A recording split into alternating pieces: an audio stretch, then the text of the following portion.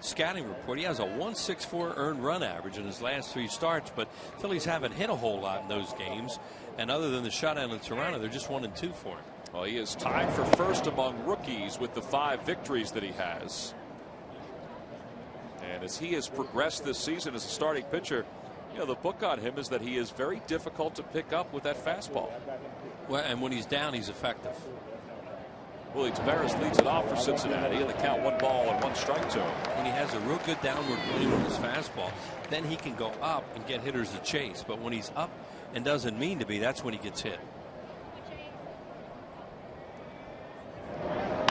Line drive down the left field line. That's a foul ball. And it's 1 ball and 2 strikes to Taveras. Greg Dobbs will track it down.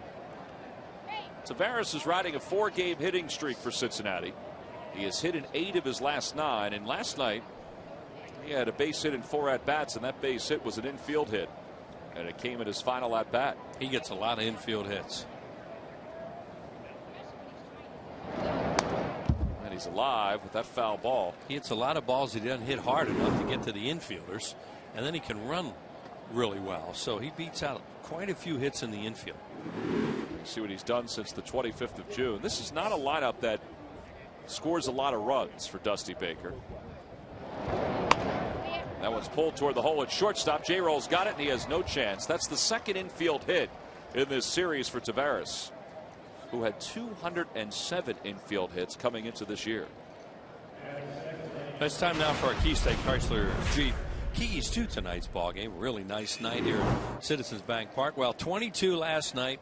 Who knows what happens tonight? And you want to keep up this home momentum. Phillies have struggled so much in this ballpark, and now they're starting to play good baseball. Yeah, the Phillies have won 4 consecutive games here at Citizens Bank Park, and they begin play tonight with a 2-game lead in the National League East.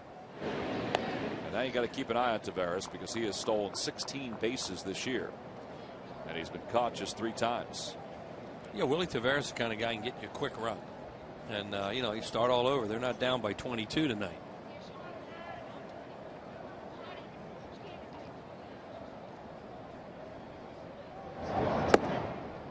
One thing the starters have been doing lately is having clean first innings. And I think that really helps the momentum of the offense when they come in and they're not behind in the game. Well, Cole Hamels had a clean first inning last night. He worked a 1-2-3 top of the first, and then the Phillies came back and scored 10 runs in their half of the first inning. And there's a pop up right side. Ryan Howard, the first baseman, makes the call. And Hap's going to have his first out of the inning. 1 away here in the top of the first. So Hairston's retired, and now Jay Happ will have to deal with the left-handed hitting Joey Votto.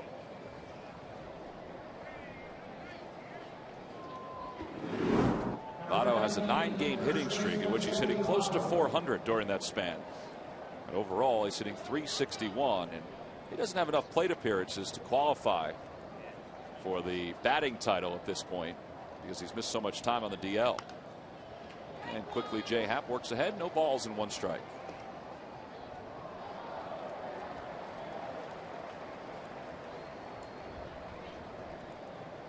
How many folks tonight, Wheels, thinking coming to the ballpark wondering how many runs the Phillies will score after last night? Well, that's on everybody's mind because usually when you score a lot of runs, the next night you don't. A little toss over to first, and Taveras is back. Well, last night, as Jay Happ sat and watched, the Phillies, for the 29th time in their history, scored 20 or more runs in a ball game.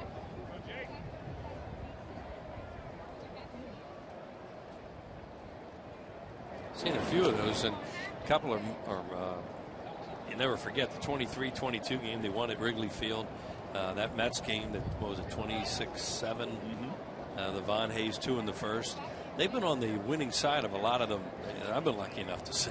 Well, 28 of the 29, they've been on the winning side. The excruciating one was back in 1922 when they lost 26-23 to the Cubs. I mean, imagine scoring 23 runs and losing that ball game. Pitching wasn't real good that day. I guess not. There goes Taveras. The pitch is hit foul. And it's 0-2. And Willie Tavares just asked the second base umpire, Dale Scott, if that ball went foul or not. Yeah, and a guy made a great play in the club level off to our left.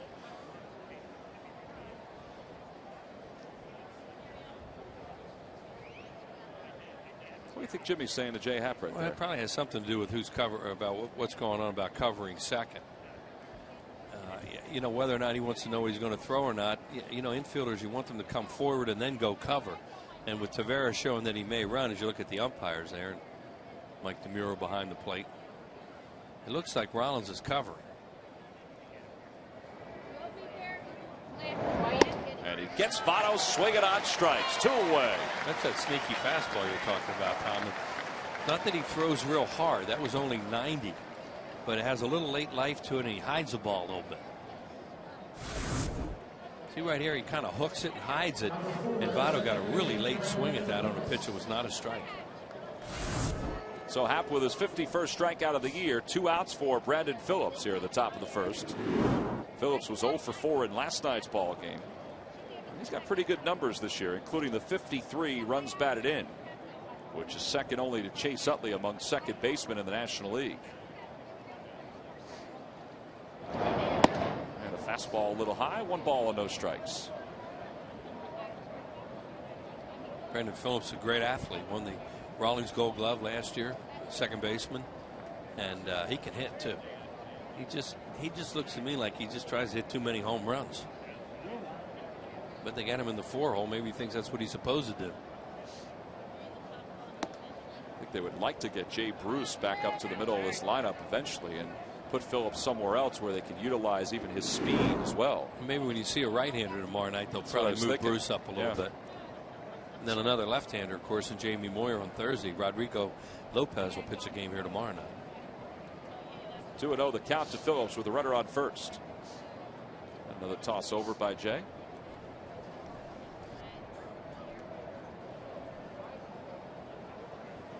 The starting staff has done a very good job on this homestand. In 4 games, the starters have allowed 4 earned runs in 27 innings of work. That's pretty darn good. 4 wins. There goes Tavares. The pitch is taken for a strike. The throw by Ruiz on the shortstop side. He got him. Ooh. And Tavares is nailed for the 4th time this year, and he doesn't think so. Oh, what a quick release by Carlos Ruiz. And Jay Happ faces the minimum here in the top of the first. Tavares still doesn't think he was out. Here's the throw by Ruiz. A good tag by Chase Utley. And the Phillies are done here in the top of the first. Starting lineup, Jimmy Rollins leads it off at shortstop. Shane Victorino, the center fielder, bats second, followed by Chase Utley, the second baseman. Ryan Howard is the cleanup batter. He's at first base. Jason Worth, the right fielder, hits 5th. Greg Dobbs, the left fielder, bats 6th, followed by Pedro Feliz, the third baseman.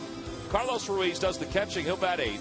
And then batting 9th and pitching, of course, is Jay Happ. And they'll face the veteran Aaron Harang in his 18th game, 5-8, but with a decent ERA at 3.86. Pitched a great game against the Phillies back in May. Had a high strikeout game. And this guy can be real good if he's on. And has a variety of pitches. Here's the scouting report on fastball in that range. Normally he's right around 89, 90. Tries to use a sinker. Good slider. He'll try to get ahead of hitters and then throw fastballs up to chase.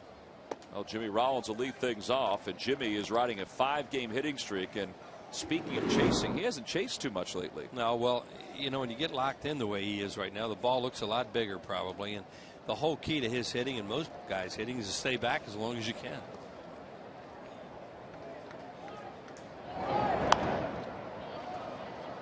Last night he began the first inning with a leadoff walk, and the Phillies, as they had done in the previous 3 games, scored a run in the bottom of the first last night. In fact, they scored 10 runs in the bottom of the first. Victorino right there, Shane on deck after the walk, hit a home run, and they were off and running for a 10-run first inning. 13 batters came to the plate last night. And the count 1 ball and 2 strikes to Jimmy.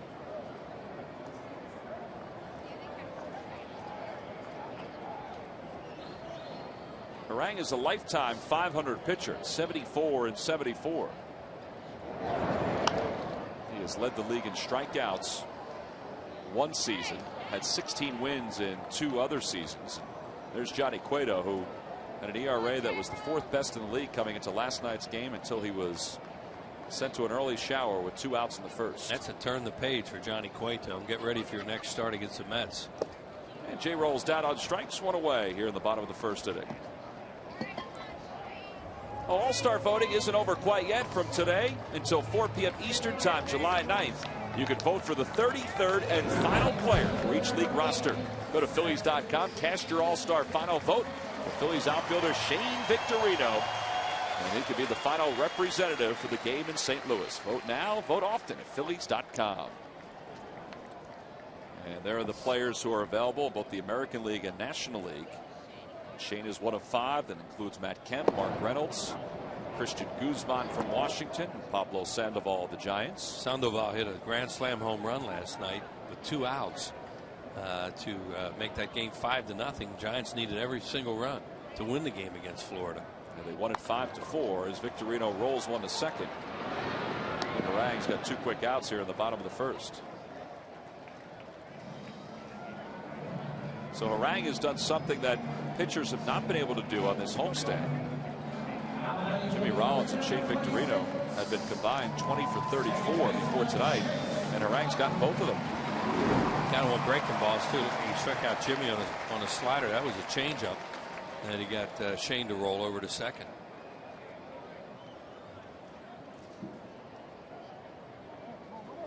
Harang likes to work fast, and look how long Utley's. It's almost like Utley's trying to slow him down right now. Well, Chase in last night's game was 2 for 3 with a run scored and 4 RBIs. 3 of which came on a 3-run home run in the first inning. You see what he's done against the Reds over his last 17 games. He's hot. He's 6 for 15 alone this year with 2 home runs. And 1 ball and 1 strike to count to him.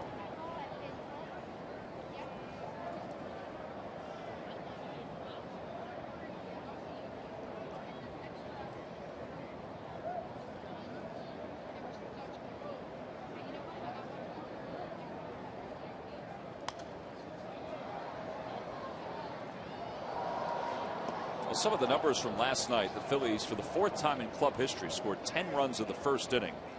The 5th most runs, 22 overall. And the 21-run margin of victory was the largest post 1900 for the Phillies. It's also the largest margin of defeat by the Reds. I mean, they're the oldest franchise in baseball. Yeah. Here's Harang. That's what he did to the Phillies in Cincinnati. 2 strikes on a hitter. He threw a high fastball, and they were chasing all night, and he was getting strikeouts.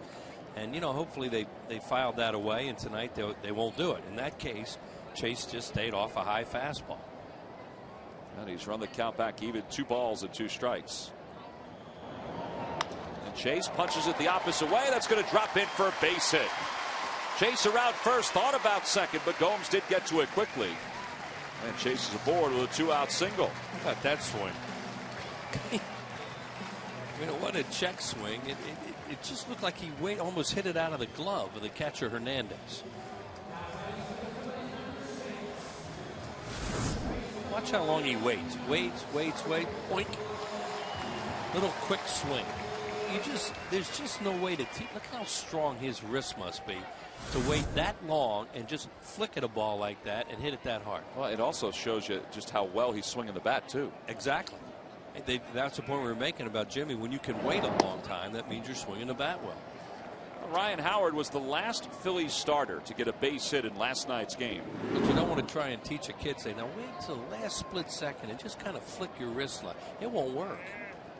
Might work for a couple of years, but it's going to catch up to you. Oh, man. That's just a different style of hitting. 2-0 the count. That one gets away from Hernandez. Utley's going to try for second. The throw. He's out at second base. I think Chase is kind of surprised that Dale Scott called him out. So, in both half innings, base runners are surprised by the call at second base. The Phillies go down quietly in their half of the first, and a little bit of defense and a nice recovery by the Reds. We've completed 1. No scores. We go to the second.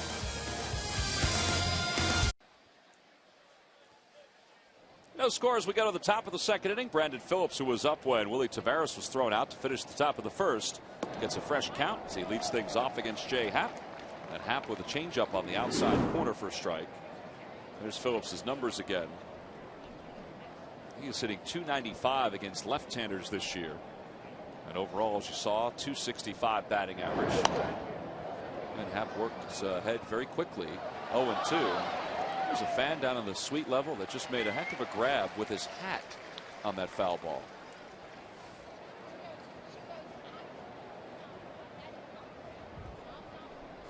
Some people bring a glove. Some people forget. Yeah. High fastball, and he stays alive.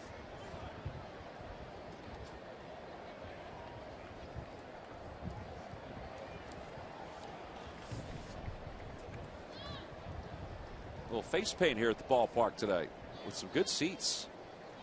Man, they got a good view of what's going on sitting over the tarp. Try to check his swing. A foul tip right into the glove of Ruiz. And Phillips is down on strike. Second strikeout for Jay Happ. And one out here in the top of the second. Could hear a little sound down there, too. And he obviously just tips this thing. You can't tell. You know, it's happening so fast. But here's the sound. Listen. Just a little bit. Just a little tip, you know, before it popped into the glove. And that's what DeMuro heard, too. And you could tell that Phillips looked like, how did that hit my bat? Well, here's Johnny Gomes. Gomes, since being called up from AAA, hitting .329 for the Reds, 5 homers and 16 RBIs.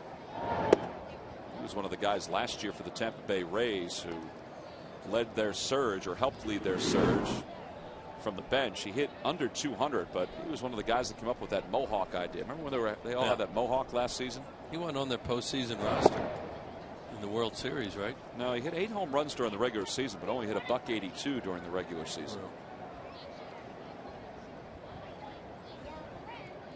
They let him go after the season came to a close, and that's what he's done in very limited time with Cincinnati.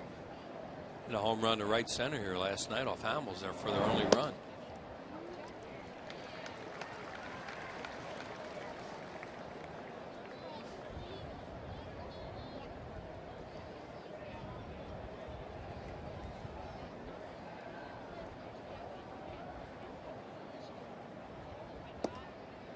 Oh, the changeup, that's outside, 3-1. Dusty Baker has used 64 different lineups this year in his 82 games, and I think it's odd, or I should say surprising, that he didn't change tonight's lineup. It's the same as last night. Yeah, well, with another left-hander going. Probably figured, all right, you know, can't get any worse. Yeah, I figured, well, it wasn't my offense's fault last night. You know, he played enough years and has managed enough years. He knows what it's like when a pitching goes like that. The offense just kind of tucks its tail and runs. Less than .500 record with the Reds. And there's a call. Strike 3. Gomes thought it was ball 4, but I think that was just wishful thinking. Third strikeout for Jay. That looked like a real good pitch and down, too. Oh, yeah. Now let's see if it's knee high. Oh, yeah. Above the knees. That was a good pitch. Well, Gomes has rung up 3 strikeouts in a row for Jay Happ. That's where Happ, when he pitches down there in that zone, he can really do some good things on the mound.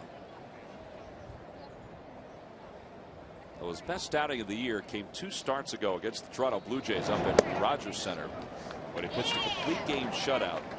It was his first ever, you know, we're talking minor leagues, major leagues, first ever professional complete game shutout. He was really good that day. Yeah. Little looper right side. Ryan Howard will give it a look. It slices back toward the crowd. And it's 0-2. Hey, during the 2009 season, just a reminder, Turkey Hill will contribute $100 for each Phillies victory and 5 cents for each carton of Phillies Grand Slam ice cream, sold to support the Phillies youth baseball and softball programs. And with Phillies record at 43-37, that means $4,300 has been donated just with the victories alone.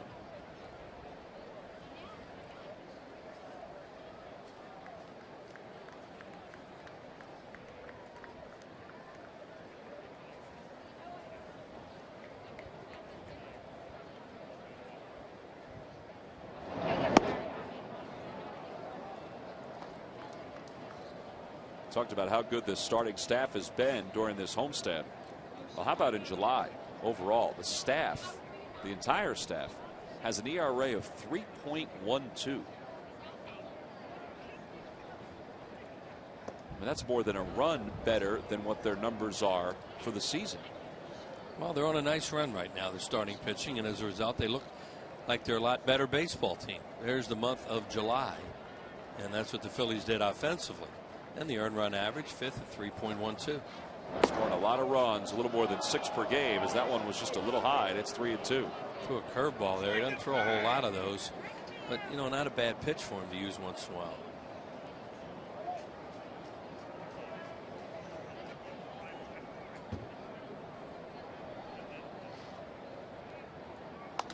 In the air to center field, Victorino heads back, and he's under it, and the inning is over. A 1-2-3, top of the second inning for Jay Happ. He looks pretty comfortable so far through the first 2. No score as we go on the day's hottest topics. Watch Daily News Live tomorrow at 5 before the Phillies Reds game, only on Comcast Sportsnet.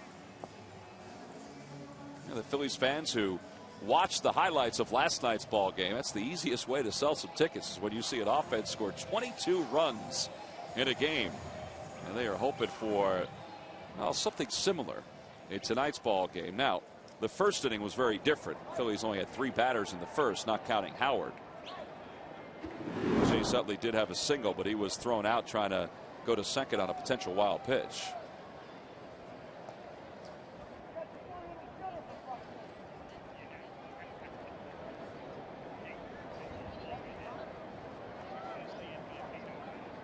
Howard with 20 home runs and 61 RBIs. As you saw, he had it homered in 49 at-bats. Taveras going back, and that streak is over. Long home run for Ryan Howard. It's his first one since June 20th. And the Phillies once again take the early lead here at Citizens Bank Park. They're on top 1-0. Talked about how he's been in a home run drought. Well, it's over. That's a long one, too, for Ryan Howard to be in a drought that long. And he ends it with a bullet, a bomb to center field. That thing was one of those real high ones. And you wonder if it was going to hit the bricks out there when it went up. Here's a look at it. Harang comes after him early with a high fastball away. He gets extended. No doubt about it. Where's it going to hit? Right in the bushes. So 1-0 Phillies, and that is the 115th career or 15th home run this year for the Phillies, and the 198th in the career of Ryan Howard. And Mark Falkenstein of Ben Salem, Pennsylvania. Again, we haven't even put it up yet, but you've just won $100 compliment of the McDonald's home run jackpot. Introducing McCafe coffees at McDonald's, a new line of lattes, mochas, and cappuccinos. 1-1 the count to Jason Worth. And that one's down and away, 2-1. And once again, the Phillies take a lead. Yep. And that's what they've been doing here at home. Taking leads in these games. And, you know, their pitching, as you mentioned, Tom, has been real good along with it. Well, in the 4-game winning streak that they've had here at the ballpark on this homestand, they had scored 15 first-inning runs. I mean, that counts the 10 they scored last night. Yeah. But the fact that they've scored a run here in the bottom of the second inning means that in 5 straight games on this homestand, they've taken the early lead. You just pitch differently when you have a lead early. Absolutely it did. 3-2 the count to Worth. And, you know, we talk about it, the offense, they will play differently when they're not behind all the time. Jason's 1 home run came last night against Paul Janisch, a grand slam. And he pops the 3-2 pitch up. And that'll find the seats behind home plate. So he's still alive.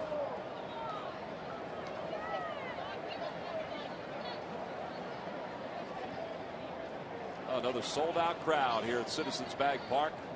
All fans 14 and under receiving that great Verizon beach towel featuring Ryan, Cole, Jimmy, and Chase.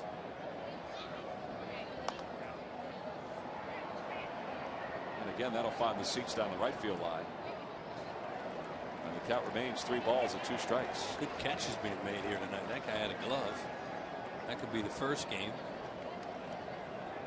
And that young lady received one of those beach towels tonight, Wheels. Yeah. She'll enjoy it.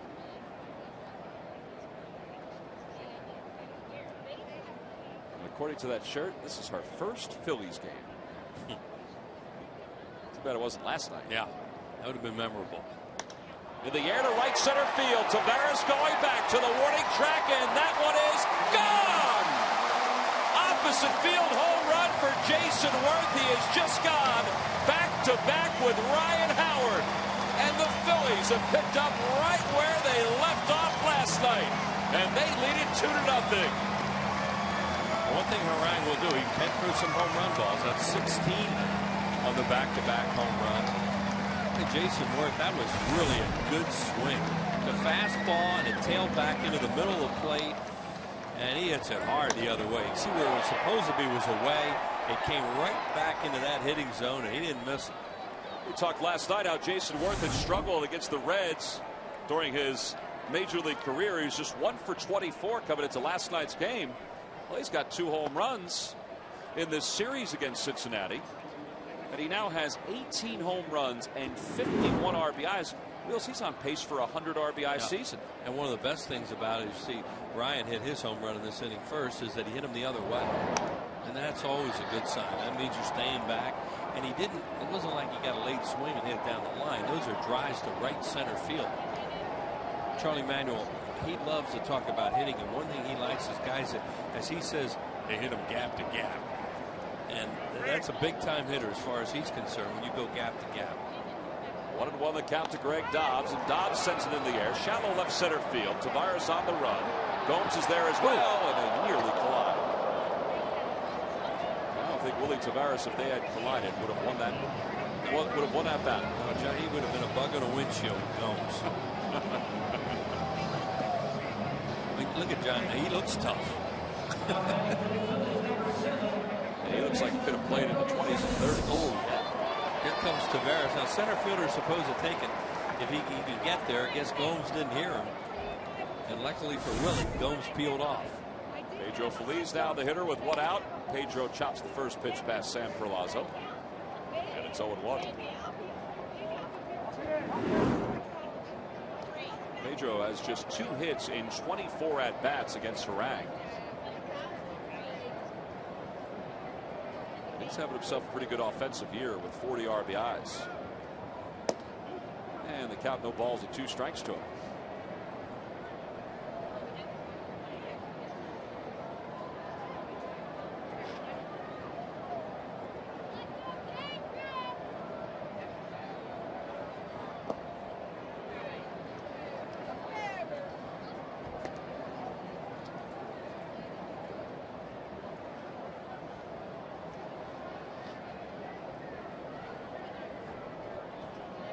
Those 2 home runs that Harang has allowed in the city. He's now allowed 16 on the season. And that's back into the crowd. Yeah, 16 on the season, and now 10 of them to right-handed hitters, or 9 to right-handed hitters, 7 to left. He is in a hitters friendly ballpark where he pitches his home games. And he's in 1 tonight. Opposite field, base hit for Feliz. He started to bail a little bit, but he hung in there, kept his hands back. That's the 4th hitter of the night for the Phillies. Well, Harang's he's missing away to these right-handed hitters, and the ball's coming back over the middle of the plate, and that's why they're hitting him like this. See Bill Thompson in the dugout. He's got to be feeling pretty good about the way his offense is swinging the bat lately.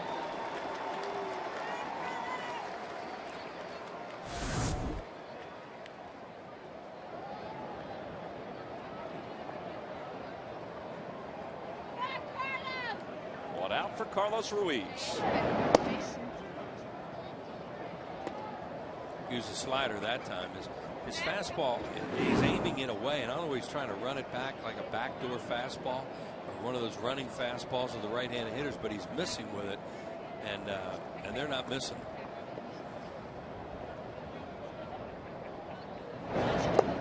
Nice play by Hernandez. 1-1 the count. Carlos overall you saw hitting .234. He's 8 for his last 64. Did have a base hit in last night's game and an RBI. Scored a run. As Pedro takes his lead off first.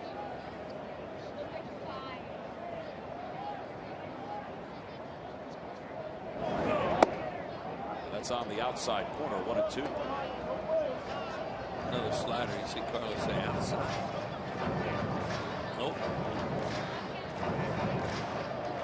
Mike Demure is a guy who comes from umpire side. His dad, Lou Demure, was a longtime American League umpire. One of his father-son guys, like the Rungis, Crawfords, Gormans, Wendelstedts.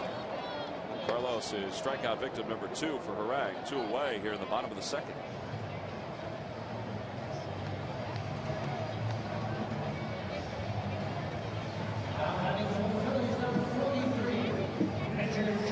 So Jay Happ will bat here in the home second with a 2-0 lead. Jay picked up his first major league hit in his last game against the Atlanta Braves. He smoked a one-hopper right past Martin Prado at second base. We were talking about that in that game, Tom, that, you know, you figured he was going to get a hit sooner or later because he doesn't strike out that much. And he hit some hard ground balls, but he was always hitting them right at somebody. And that one took a bad hop by Prado, and he got the hit on it. Took him a while to score it. That's the only hit of the year, the only hit of the career for Jay Happ. He's 1 for 14 this season. And it's 1 ball and 1 strike. 1 for 14, but only 4 strikeouts.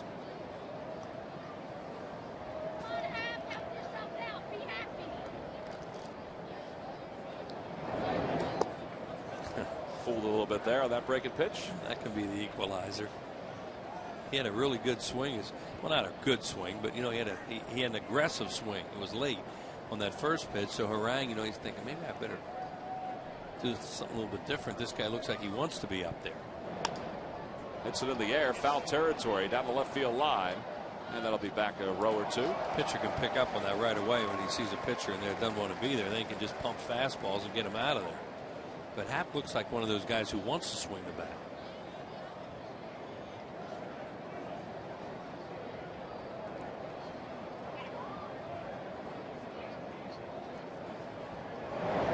And there's a called strike 3. So a fastball right down the chute. Happ is strikeout victim number 3 for Harang. But Jason Worth and Ryan Howard went back-to-back in the bottom of the second inning. And they've given the Phillies an early lead once again. And for the Phils, they lead 2-0 as we go to the third. Trivia question. Log on to Phillies.com. Go to the fan forum section for all the information. And please submit your answer on the subject line. The question is, who holds the Reds record for most all-time wins by a manager? And the answer will be revealed in the 7th inning. Dusty Baker, who has had successful tours with the San Francisco Giants and the Chicago Cubs in his second year here with Cincinnati. Took the Giants to a World Series where he lost to the LA Angels of Anaheim. Jay Bruce leads it off here at the top of the third.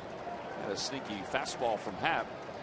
And a swing and a miss, and the count is 0-1. I'm thinking two guys, and well, we'll go with those later on. See Jay Bruce's numbers, a lot of home runs, decent number of RBIs, 18 homers, 41 RBIs, but his batting average at .215. This guy can run a little bit too, and he's a great thrower in the outfield. He's got 10 outfield assists, which is tied for the most in the National League. Well, his arm is strong, but the biggest thing is not is it's accurate.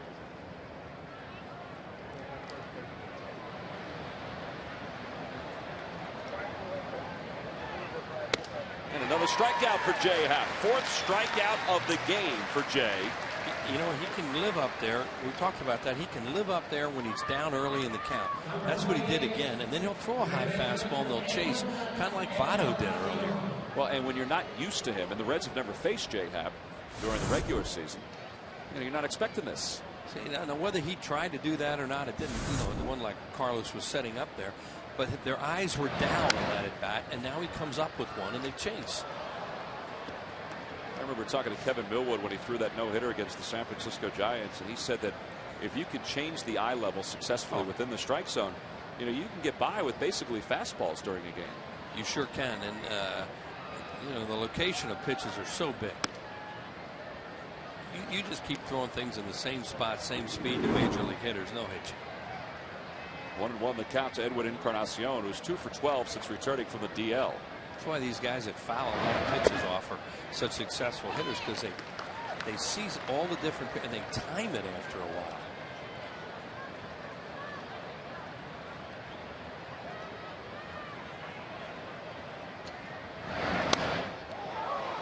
A little late on that one. And that was a perfect fastball down in a good spot, and he gets ahead.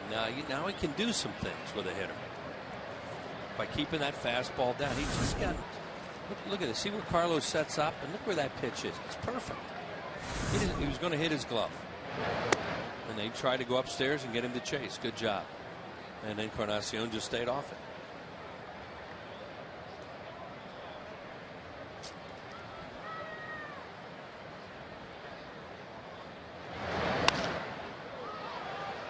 The thing about Happ tonight, which might be a little different than his last couple of starts, is that we've seen him moving that fastball up and down, but we've kind of seen every one of his pitches so far in the first few innings. And that was a slider, change up, maybe one or two curves. Yep. Again, he's even 2-2 to Encarnacion, and he got him. Change up, down and away, and Encarnacion is down on strikes. 5th strikeout for Jay Happ, and that matches his season high. And these Reds will remain in town for 2 more games. Tomorrow is a 7:05 start. Thursday's also at 7:05. That's the Independence Blue Cross fireworks show after the game. That one's already sold out, but you can purchase tickets for tomorrow's ball game by logging on to Phillies.com. Well, here's the pitcher, Aaron Harang, who's hitting .125 this season. He has 4 hits and 32 at bats. And the count 1 ball and 1 strike to him. Jay Happ in the 3rd inning is sitting on his potential for his career high if he can get the pitcher here. He had 5 strikeouts in his last outing against the Braves, and then 5 earlier this season against the Nationals. And they wanted to appeal, but the first base umpire, Ron Culpa, says no swing.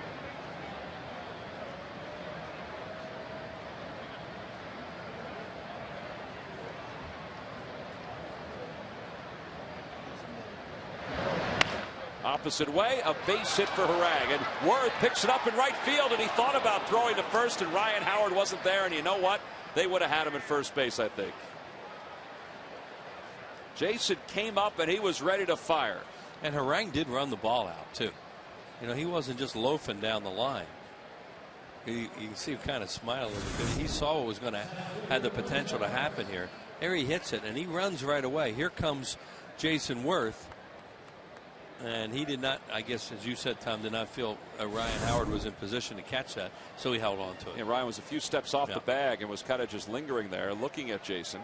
So here's Taveras, who shows bunts it right back toward the mound. Happ has to hurry. Perfect technique, and the inning is over. 1-3 on the putout. The Reds get a base hit, but that runner's stranded at first. We've played 2.5, and Jay Happ has a 2-0 lead. West.com. Grab your bag. It's on. And by Coca-Cola, the official soft drink of the Philadelphia Phillies. Last of the 3rd inning here to sold-out crowd. Jay Happ has struck out 5 so far through the first 3 innings.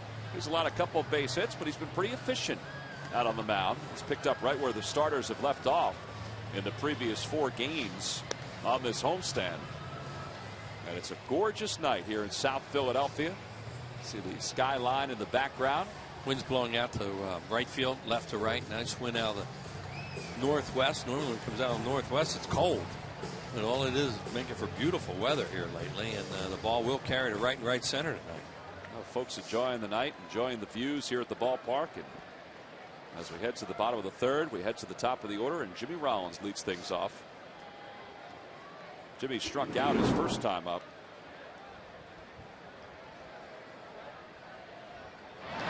Mentioned before that Jimmy is riding a 5-game hitting streak.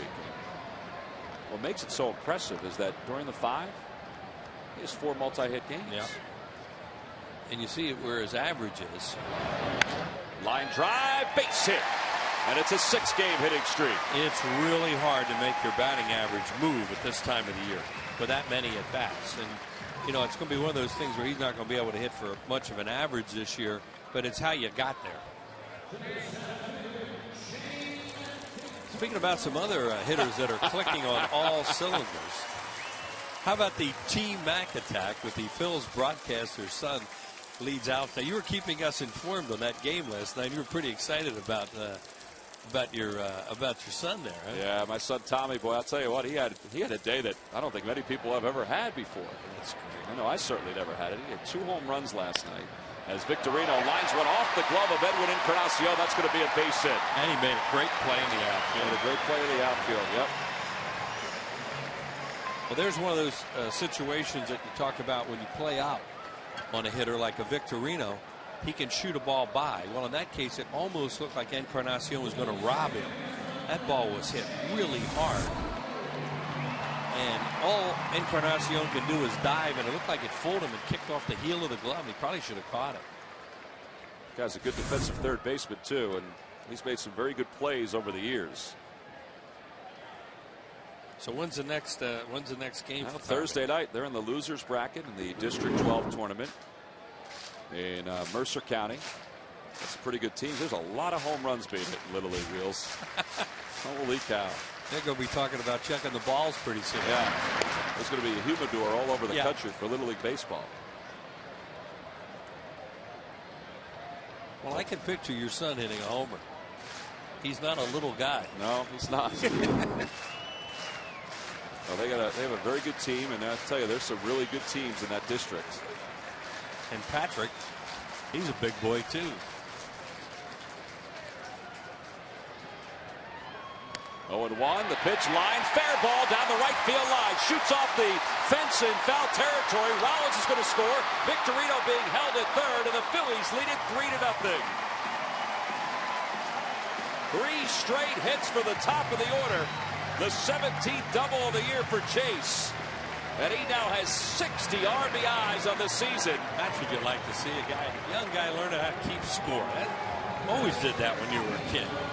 And you see him give a little cheer there after he wrote down what happened, and he gave a little fist clench like, yeah, that's my guy.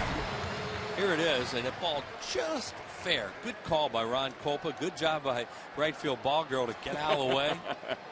And you mentioned the top of the order, that Jimmy and Shane didn't do something for the first time in a while in the first inning. Well, they're back at it in the third, Tommy. Well, they sure are. It's still nobody out. Runners on second and third. Here's Ryan Howard, who homered his first time up. And with the infield back, Ryan fouls the first pitch off.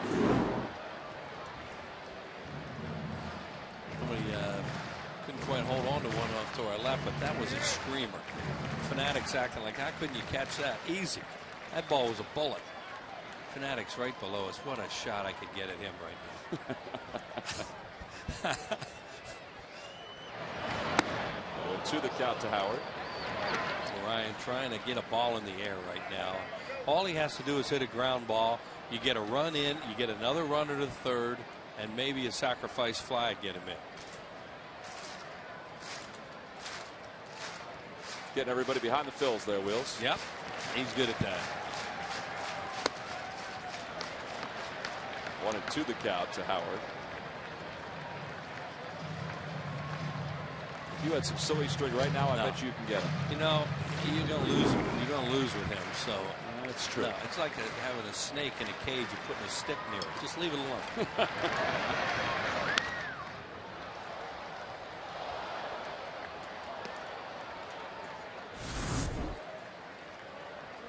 This is what Wheels is talking about. The Fanatic got him the other day. That's awful.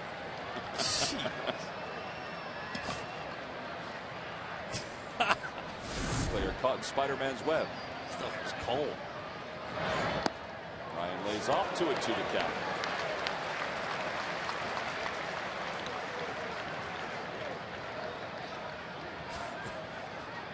He just whacked that young lady. I don't even think he realized it with his feather. She's laughing. They're having a great time with him down there. Pretty good at bat here by Ryan Howard. He's worked the count full, 3-2. And on the Toyota Major League scoreboard, good news from Citi Field. Clayton Kershaw and the Dodgers lead the Mets 3-0. Manny Ramirez has 2 RBIs. Dodgers are 22-8 when Manny's in the lineup, but he's in there again tonight. Boy, that's a heck of an at-bat by Ryan Howard. Those are some tough pitches. It was, Tom, especially when you consider he chased early and got behind. Then he started taking those sliders. And that was a tough 3-2 slider he just threw that he took. Well, Dick Pohl's headed out to the mound. He has worn a path out to the mounds these last 3 games, 2 of which have been played here in Philadelphia. Here's what Jason did. See, that was a fastball that was supposed to be away, and it came right back in the middle of the plate. And he had a real good swing at it, just like he did last night. Of course, that was off Giannis last night. He was a shortstop, a position player, but that one was off Aaron Harang. And that's one of the better swings you're going to see Jason get. Probably really happy with that one. Well, and Wheels, we talked about it before as Dick Pohl goes back to the dugout. That home run for Jason gives him 18 on the year and 51 RBIs. I mean, think about the production the Phillies have gotten from Chase Utley, who has 60 RBIs, Ryan Howard, who has 62, Jason, who has 51, Raul Ibanez, who has 59 RBIs. Well, I mean, that's pretty impressive. They're a pretty good offensive team when they're clicking. Well, the base is loaded. The Reds have decided with nobody out to play the infield back. Oh, yeah, they gladly take 2 outs for a run here. They did add a pitcher today and take a position player off the roster because they just need another arm in their bullpen, but nobody's up.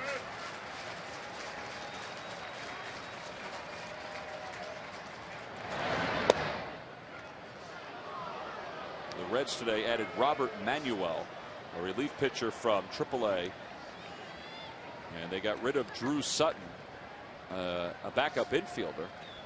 So as Wheel said, they have just 4 players on the bench if need be, but an extra pitcher in that bullpen, which has been overworked the last couple of games.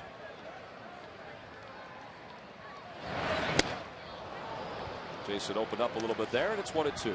Yeah, that was a pull-off swing. And you see Jason wants to know whether or not he swung at a strike.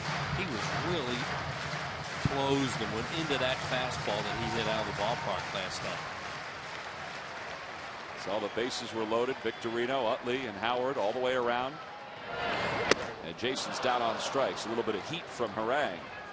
And he has 4 strikeouts.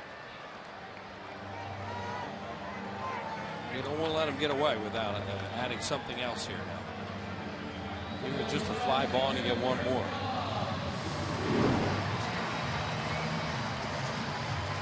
Dobbs flied out to center field his first time up.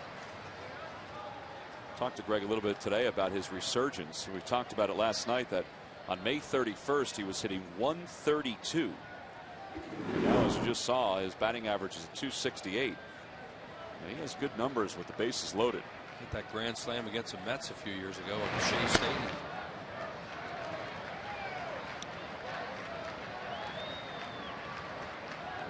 As I asked him today, I said, you know, back in May, did you look at your batting average and say, I don't know how the heck I'm going to get it up? I mean, look at the progression. Well, and the difference with Greg and Jimmy Rollins. There's a pop up on the infield that's going to cause the umpires to rule infield fly. 2 outs. Difference is at bats more than anything else. Right, so his average is able to jump a lot higher and faster because he didn't have as many at bats. Well, the Phillies will see the National League Central once again on July 20th when the Chicago Cubs come to town for a 3-game series. 2 night games, and then the day game is the Citizens Bank Business Person Special on the 22nd at 1:05. Following the game, the Modell Sporting Goods Kids Run the Bases. You can order your tickets now by logging on to Phillies.com. Huge spot in this game for the Reds and Aaron Harang. And for Pedro Feliz, and it's a cue shot back to Harang, and he's going to get out of a bases loaded jam. And he allows just 1 run here in the 3rd inning. So Harang does some pretty good pitching. Phil Strand, the bases loaded. We've played 3. Phillies lead. June was 5-0 with a 1.76 ERA for Redding.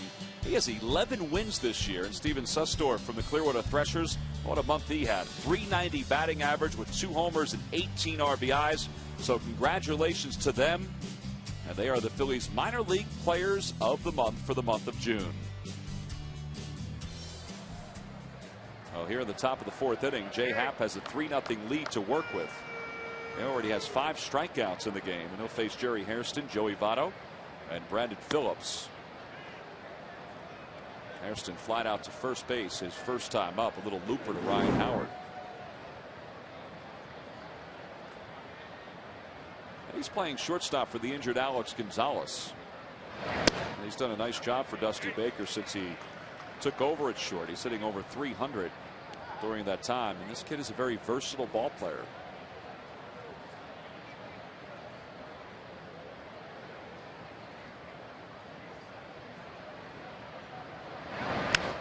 On the hands, a fly ball to left field. Dobbs on the run. He's not going to get there.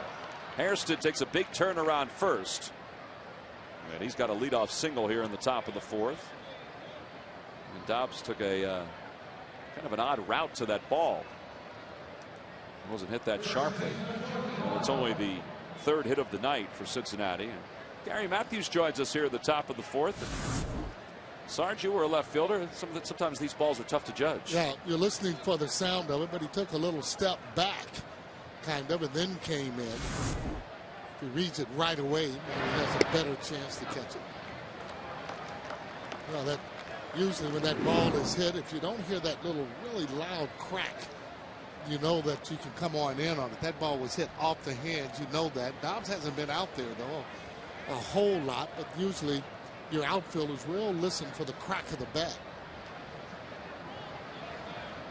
Toss over to first.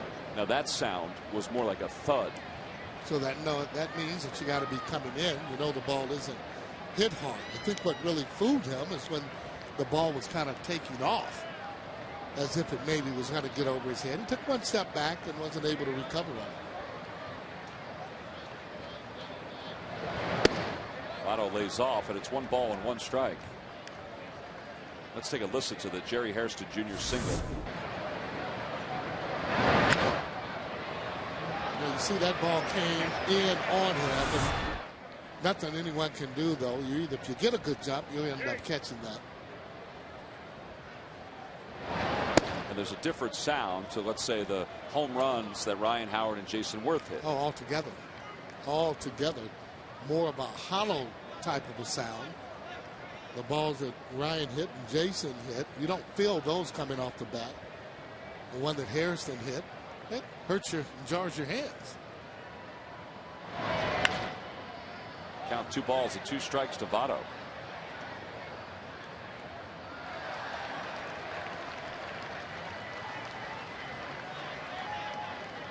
Jay Happ has struck out 5 tonight, and one of those strikeout victims was Votto back in the first. He's gotten 4 Reds hitters swinging on strikes, 1 looking. That was Johnny Gomes.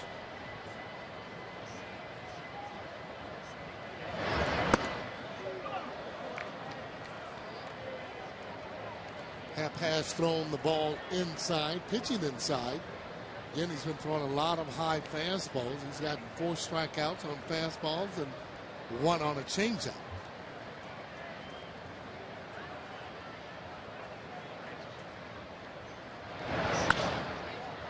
That's in the air to left center field. Dobbs should have an easier play on this one, and does, and he puts it away. So 1 out here at the top of the 4th inning. Hey, Saturday, July 11th from 10 a.m. until 4 p.m. on the floor of the Spectrum. How about this? Enjoy deep discounts on merchandise from not only the Phillies, but also the Sixers and the Flyers. There'll be jerseys, caps, apparel, playoff merchandise, and more. You can visit Phillies.com for more information. And the Philly Fanatic, well, he's going to be on hand as well. Again, it's Saturday from 10 a.m. until 4 p.m. And why not head to the Spectrum one more time before that great old building is taken down? Are you going to attend that day? Or bring the popcorn, maybe? I might stop by there before our game this Saturday. Why not? Yeah, we like different jerseys, hats, and so on. You going to bring some of your hats over there? I'll probably wear one, I would think. No, to sell them. No, I won't be up that early. Starting at 10 a.m. What about 3 p.m. or? I'll be up then. Oh, okay. Oh, yeah. No balls and 1 strike to count to Phillips, who struck out his first time up.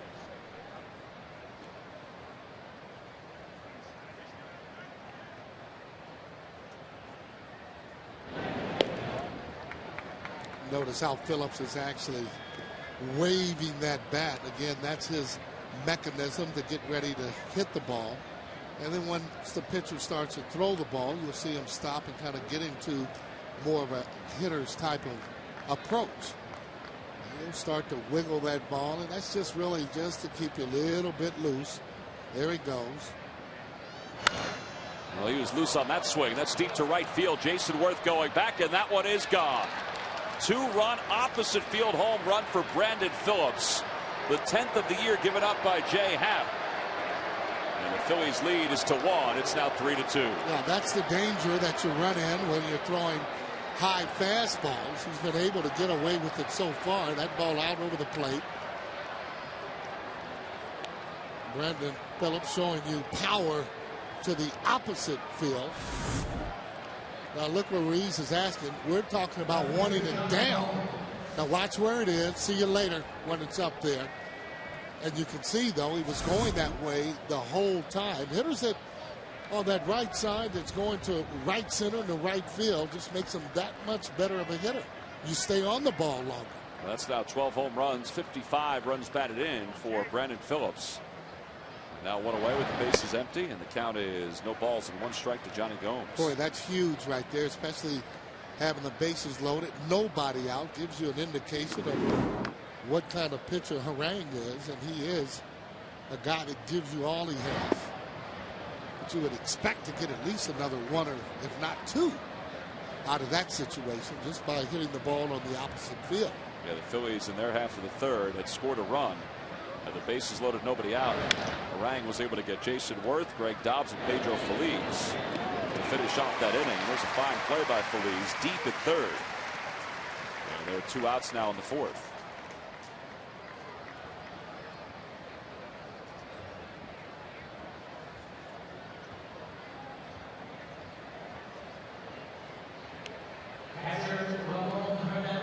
That home run that Happ allowed was the 10th of the year that he surrendered. He's done a pretty good job of keeping the ball in the yard in 77 innings of work. And Phillips had been trying to pull that ball. He would have popped it up. But he was actually going the other way, threw it in that spot, up in the zone, and he drove it. You can get away pitching up, but when that ball is hit, it's going to be usually hit hard and out of the ballpark. That's why you want him pitching low in the zone.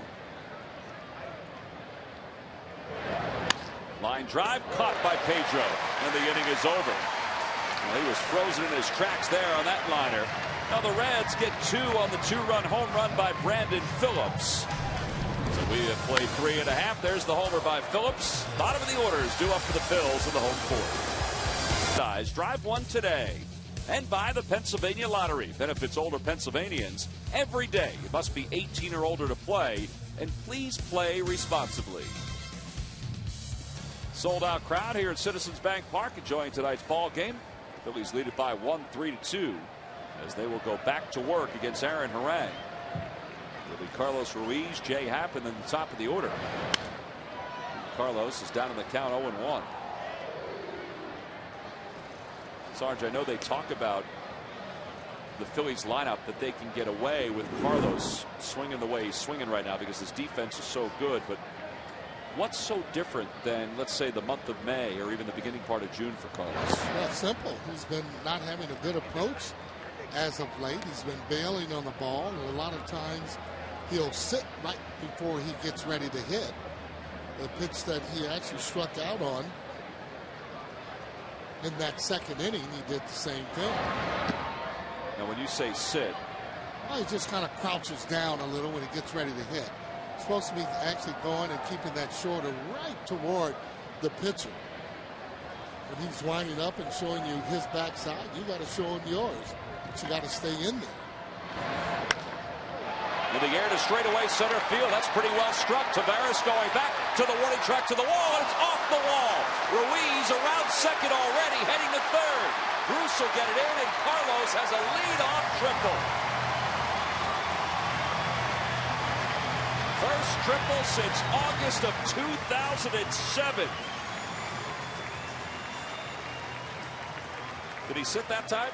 Well, he got some extension that time and driving that ball straight away center field off the wall, turning Tavares around. Tavares getting caught close to the fence. Now look how close he gets to the fence. As the ball hits the fence, he didn't know exactly where it was. That ends up being the triple. Take a look at this stroke here. You see he's staying up a lot more there. Big difference as he drives the ball. Well, now Jay Happ is going to try to get him home from third with the infield halfway up the middle. And even with the bags on the corners, Happ struck out looking his first time up. See the alignment, so the infielder is going to come home if Ruiz decides to go. Well, there's no way he's going to be going on contact right now with nobody out and the leadoff hitter coming up next.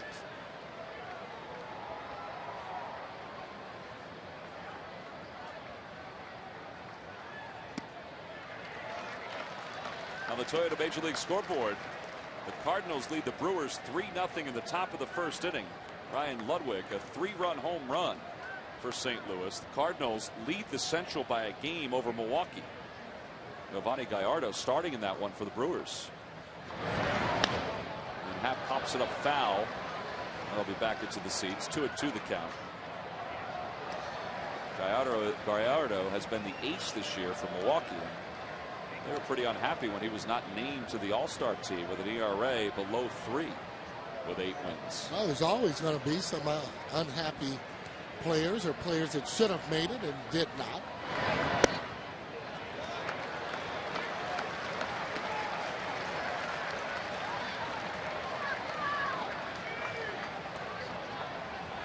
Carlos on third, Jimmy on deck. And the count 3-2 to Jay Happ. And Jay stays alive. Boy, what a good swing. Jay giving him a battle.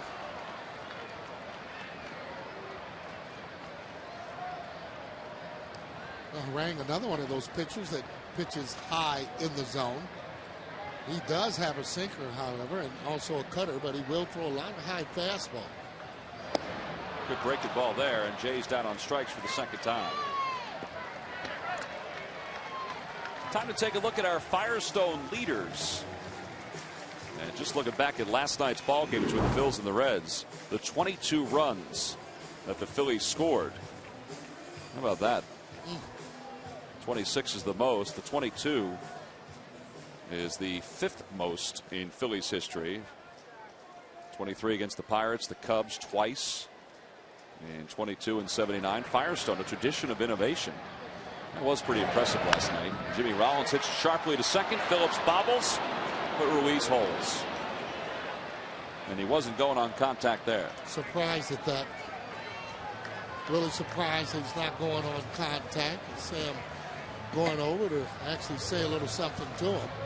And that's the reason you go on contact. Just in the event the ball is bobbled, if it is, you got another run.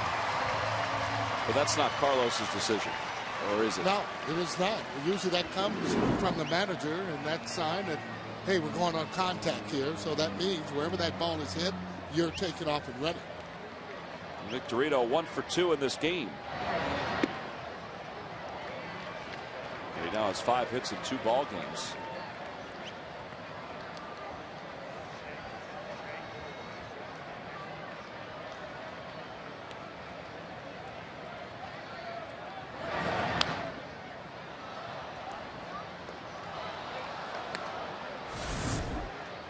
Well, just take a look at this play right now. You can see that that ball bobbled just a little bit, but again, just if he's not going right away, you're not going to be able to make it. If you're going on contact, you can make it. He wasn't too far off that third base bag. And usually you will do that with 1 out.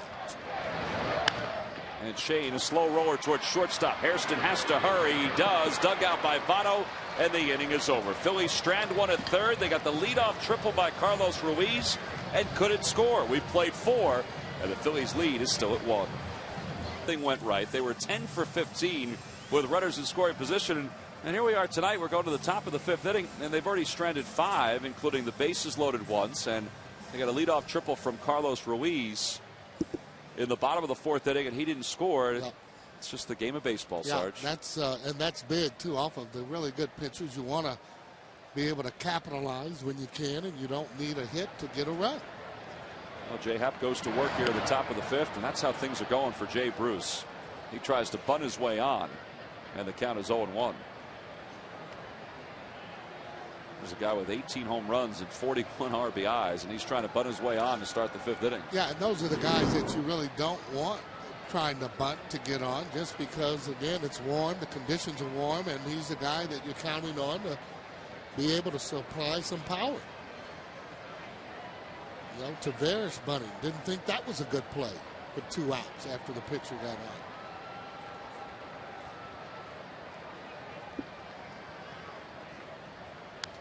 Oh, and to the count. Well, Sarge, I know you're good friends with Dusty Baker, and he had obviously a rough night last night for the Reds. I'm sure you got a chance to talk to him a little bit. And you've been around this game for a long time. And what did he say about last night? Well, he wasn't really in a talking mood, to tell you the truth. Well, there's a career high 6 strikeouts now for Jay Happ. But I tell you, there were a lot of fans, though, that were coming up and asking me the score of the game, one after the other. While you were with him? Oh, yeah. And I said, well, you know what? I'm with the manager of the Cincinnati Reds, and their response, so what? Was it 20-something? It would have been better if they asked him. Oh, boy. Breaking ball in there for Edwin Encarnacion. It's 0-1. But seriously, I read a lot of his quotes last night, and he said it was, you know, one of the worst games that he's ever seen. But, you know, I guess he's been around long enough to know that you have to turn the page, too. Oh, absolutely. You've been on both sides, he has. But the fact is, it's only one game. You know, you get beat by that many runs, but it's still only one game in the standings.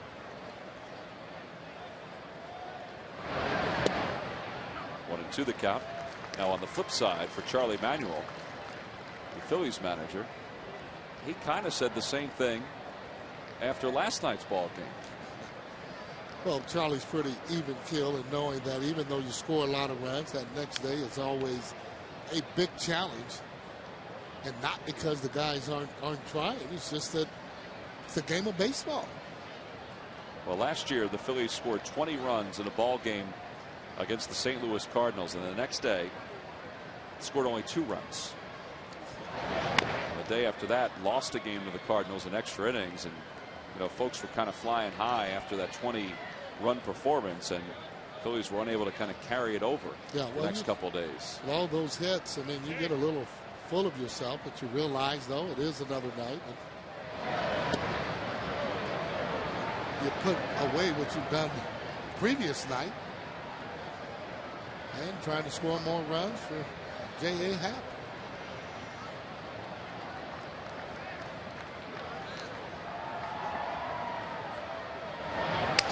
It's sharply foul, and Mark Perry, the third base coach, makes a pretty nice play. Not only on that ground ball, but also on giving it to that little fan. Well, that ball got in on him. You can see that fastball. One hands it. I used to like to just let those balls go by.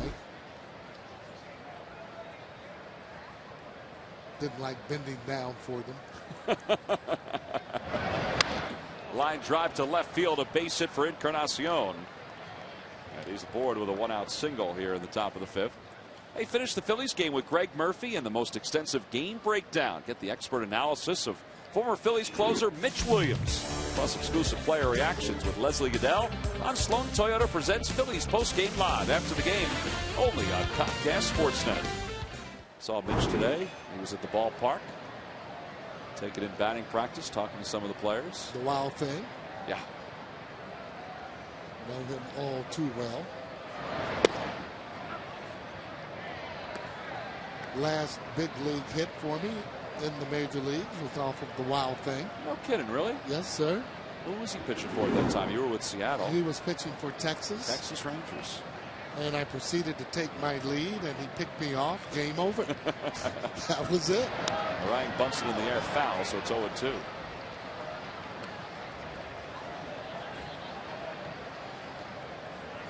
Have you reminded him that he was the last person that you got a base Oh, hit against? yeah, he knows that. Does he also remember the fact he picked you up? Obviously. Pitchers are like elephants when it comes to that. They never remember the good stuff. You do the bad stuff. Well, the good stuff for me, hitting the home run. That's the good stuff. I forgot, it's the way you look at it.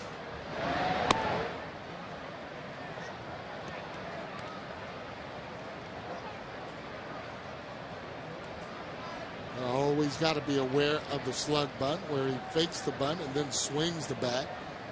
He'll hold the bat out in front as if he's going to bunt in the last minute, pull it back, and try and slap it on the ground. Infield's moving. He bunts it to the right side. Howard's got it.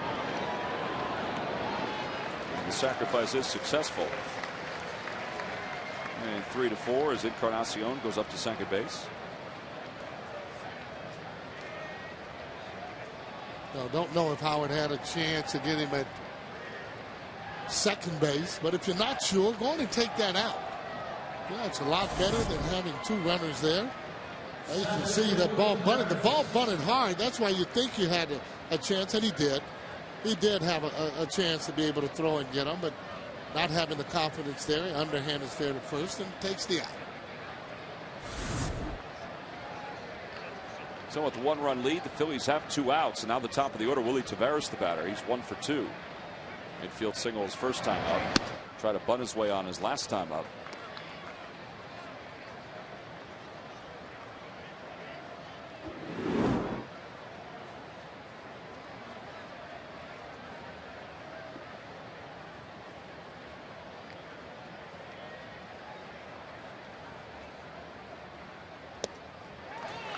Took a little off that one. Good changeup.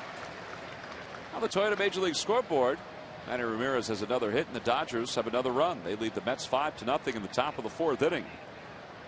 Phillies were 4.5 games ahead of New York coming into play tonight, 5 ahead of the Atlanta Braves, and 2 ahead of Florida.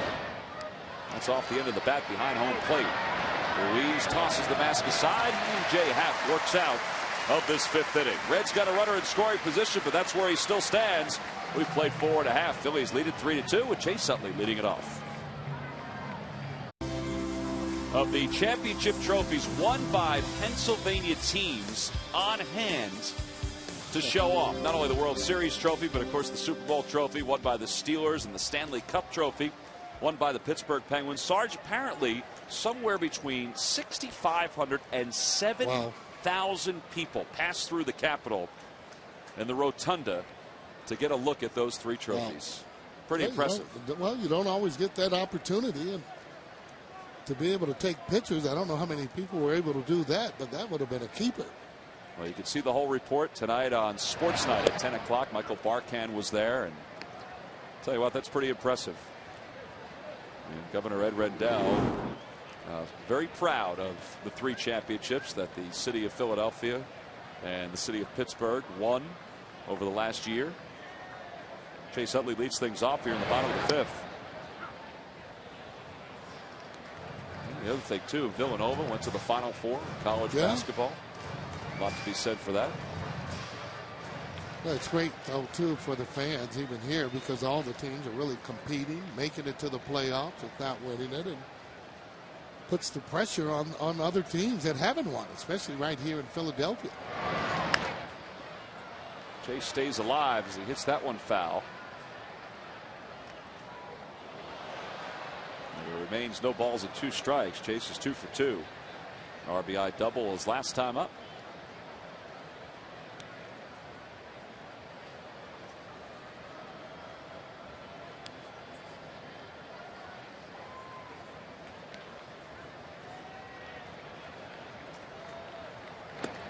This has been a good month for the Phillies offense. We saw before the numbers. They're averaging over 6 runs per game here in the month of July. But they have also, this is what Charlie Emanuel likes, they put together some good at-bats, and they're hitting .280 as a team as compared to the .259 average they had coming in overall for the year. Chase is a big reason why. They've also hit 9 home runs here in the month of July.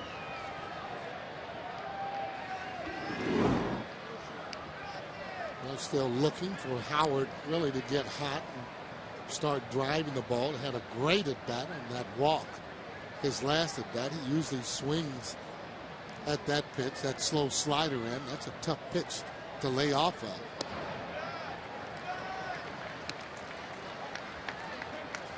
See what Harang does. He pitches high, high, high, and then he has you elevate your eyes, then he brings you back down again, and he's in and out. And he doesn't get nervous, obviously, with men on base. Chase hits it hard. A one-hopper backhanded by Phillips. And he throws him out. One away here in the bottom of the 5th inning. So Utley's retired for the first time. All right, Sarge. Step into the shoes of Ryan Howard in this at bat. He's got the walk his last time up, the home run his first time up. As he's digging in here, and if you were digging in, what are you looking for right now on this first pitch from Harang? I'm looking fastball that would be out over the plate. He's been pitching him in most of the time. Took a little off that one, and Ryan fouls it off. It's 0-1. No, and again, that breaking ball that's up in the zone, even if you're looking fastball, you got slow feet. The one that's up in the zone, you can hit. The one that's breaking down hard, that's the one that will keep you off balance as he comes inside again. Now that fastball was up and away. He wanted it inside. It's 1-1. All right, take me through it again. 1-1. What are you looking for here? I am looking again. I'm just going to stay hard again.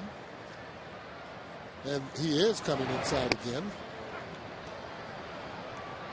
And usually for a hitter, if he's looking in, he's going to be able to hit that pitch. The one that would be away would be the one that would be difficult to hit. And they'll go hard with Ryan, and then they'll go soft.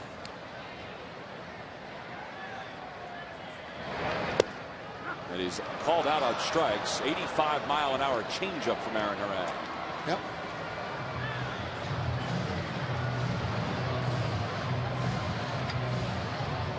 Just check the sequence out here on Howard. Got a breaking ball. That was the hittable pitch. High fastball as it goes away.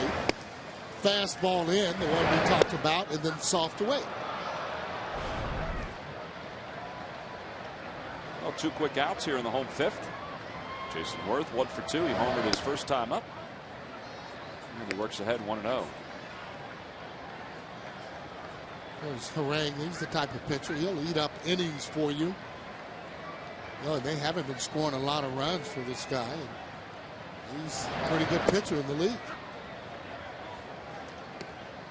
Again, not a very hard thrower, but he has pretty good location.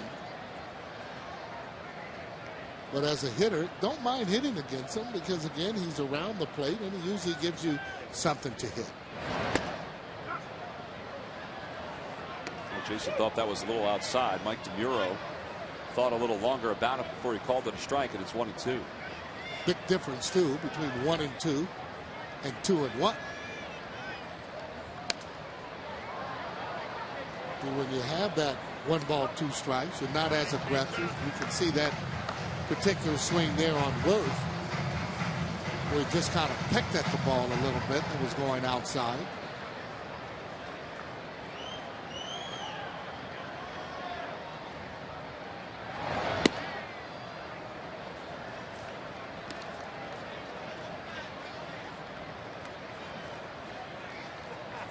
.90 pitches for Harang so far here tonight.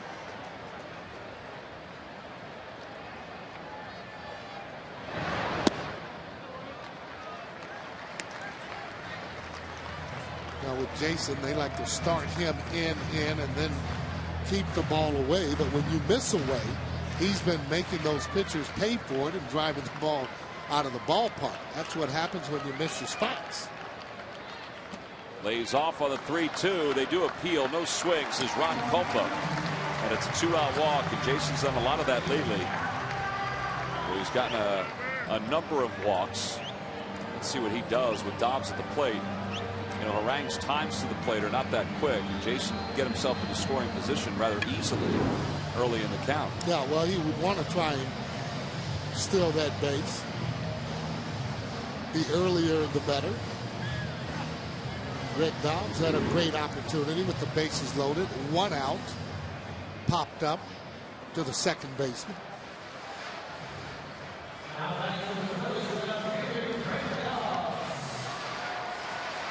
Tonight, Raul Ibanez is making another rehab start. This one for Lehigh Valley. They're losing to Pawtucket at this moment in the 5th inning, 6-2. And the anticipation is that Raul could be back as long as everything's okay with his groin sometime in the next few days. Dobbs stands in, and he takes a fastball outside. Well, there's no reason to rush him back, especially with the days coming up for the All-Star if he's not completely well, but I'm sure he's going to be, because he's going to want to play in that All-Star game. Raul tonight 0 for 1 with a strikeout, a walk, a run scored for the Iron Pigs. Dobbs out in front, 1-1 the count. Moran kind of rocks back a little bit before he gets ready to throw the ball or deliver it to home plate. Davey Lopes has the times on how long it takes the ball to get to home plate. Usually if it's 1-1, you're not going to go 1-2. 1-3, 1-4, you usually take off.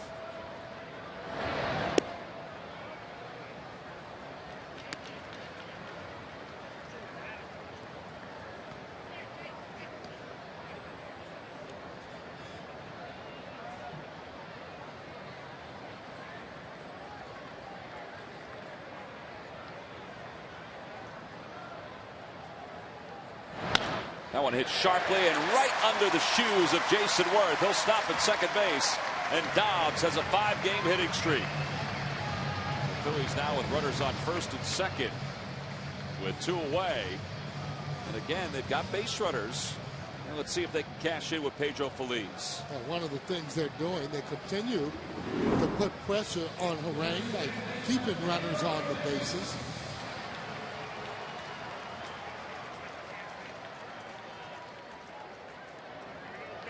So they're in need of a 2-out base hit with a runner in scoring position. Feliz singled his first time up, so he's 1 for 2. He got one off the end of the bat his last time up, a little roller to Harang. Well, Feliz has been doing a great job at hitting that ball to right field and keeping it on the line. Has not been bailing as much this year as he has last year. Pulls it toward the hole at shortstop, cut off by Encarnacion, and the inning is over. So the Phillies, through the first 5 innings tonight, have stranded 7 runners, including 2 here in the 5th. And Harang has danced in and out of trouble this entire evening with his new club.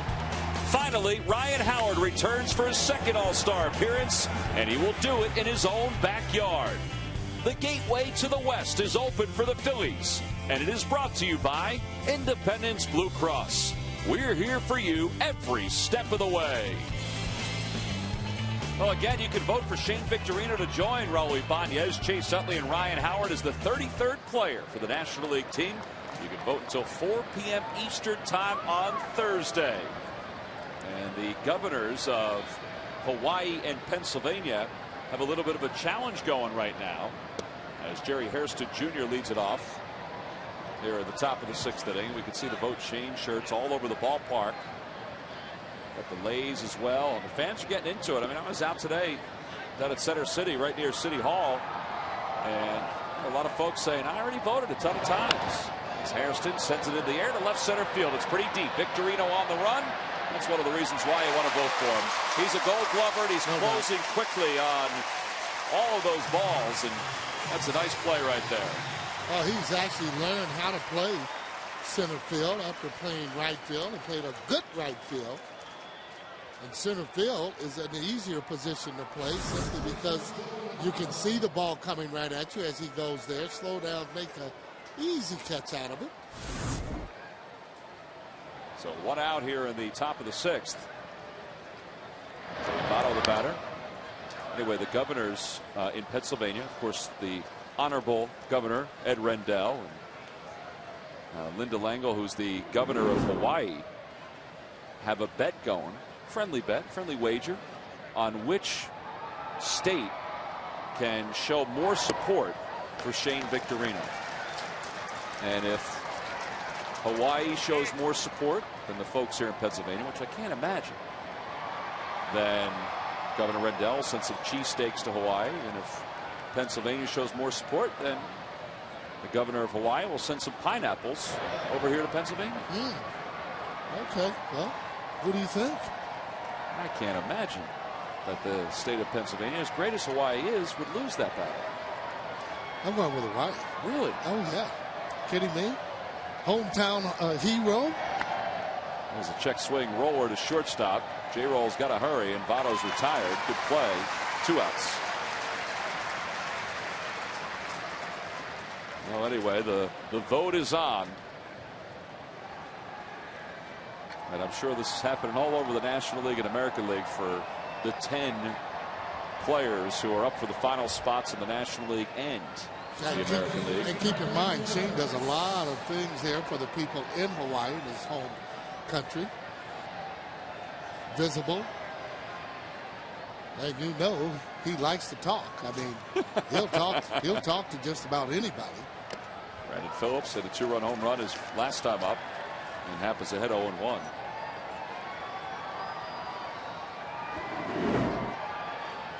Phillips is struck out. His home run was an opposite field shot, his 12th of the year.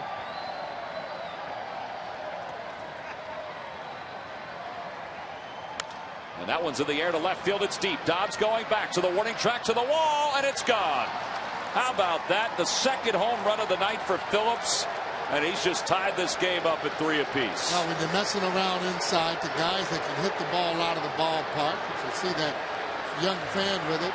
Yeah, he throws it back. I didn't think he would. Oh, yes, he did. Following the tradition, as you can see, the second home run of the game for Brandon Phillips. Fastball inside, see you later, didn't get in. It didn't get out by a lot, but it got out.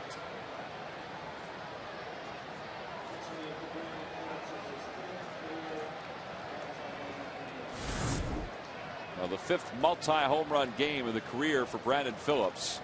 So we're even at 3 here in the top of the 6th.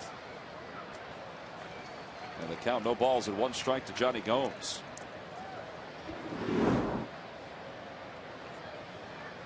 Gomes has been a strikeout victim tonight, 1 of 6 for Happ, which is a career high. He keeps challenging Brandon Phillips with fastballs. He's a fastball hitter. Don't get it in a good spot. You know, this guy's not going to bail at the plate. You know, he's going to put and he swings hard to boot.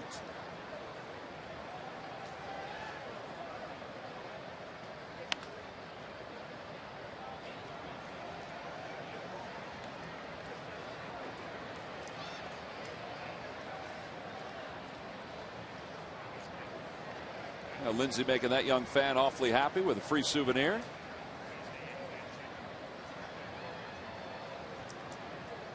He's not only happy, but his buddies are happy too. 1-2 the count to Gomes.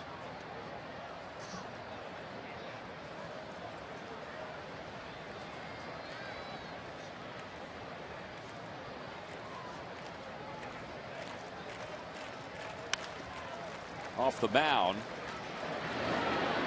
And Chase retires Gomes to finish this inning off. But the Reds have tied it up. A solo home run by Brandon Phillips. He's provided the spark offensively against Jay Happ. McDonald's introducing new Angus burgers made with juicy 100% Angus beef. Available with premium toppings in 3 varieties, just $3.99. McDonald's, I'm loving it. And by your local Chevy dealers. Oh, a beautiful night in Philadelphia. And it's carried over to the ballpark here in South Philly. In a 3-3 game, Carlos Ruiz leads it off in the bottom of the 6th. Carlos tripled his last time up, his 4th career triple, but was stranded at 3rd. He did that to start the 4th inning.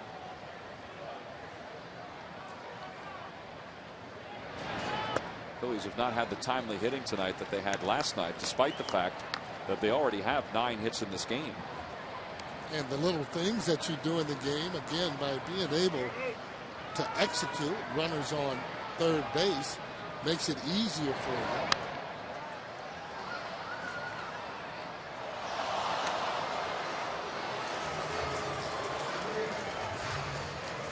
Orang has hit 100 pitches and passed it. So he's at 101 tonight. And knowing that Baker does not want to go to that bullpen, looks like he's not going to have a choice. Ruiz in the air to left center field. Gomes has plenty of room as he comes in. And Carlos is retired. to start the 6th. Yeah, he just missed from hitting that ball out of the ballpark. Pretty good swing, though. The Phillies do have Chan-Ho Park loosening in the pen. He's starting to stretch, but with nobody on here in the bottom of the 6th inning, Charlie's decided to let Jay Happ bat.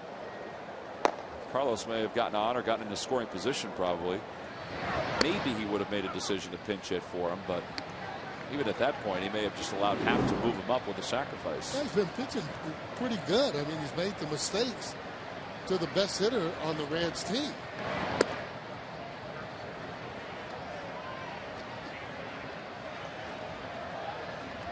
That's why Phillips is hitting in that 4 spot. Bono is a good hitter too, but again, he's been handling him from that left side fairly well.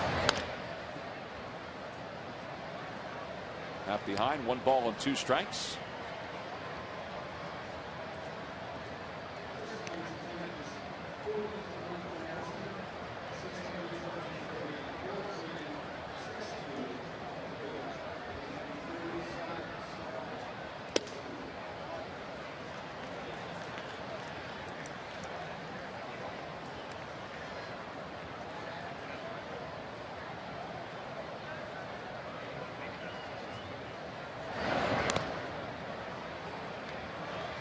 Got a piece of Hernandez. You know, Harang has pitched Jay Happ pretty tough tonight. Oh, yeah. I mean, it hasn't just been one fastball after another. I mean, it's been a fastball, some changeups, definitely some hooks. I mean, he's not taking any chances with Jay Happ. Well, he's gone right at him, and Jay Happ has been battling them and having really good at bats.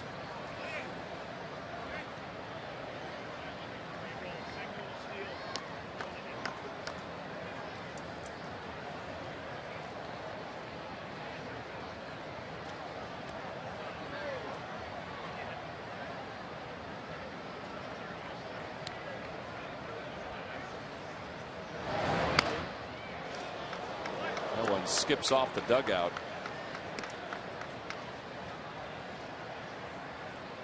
And Jay Happ stays alive. 2 balls and 2 strikes.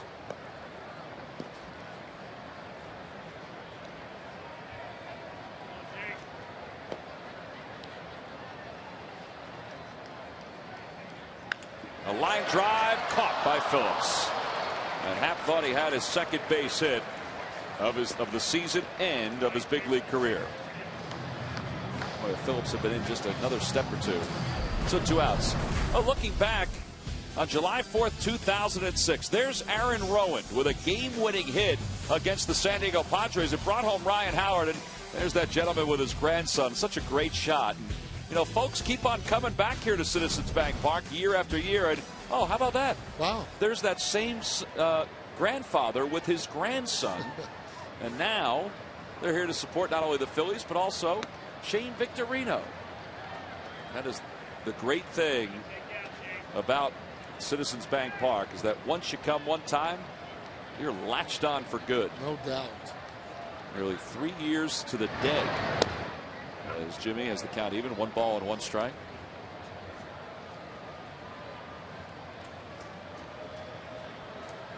Jimmy's 1 for 3.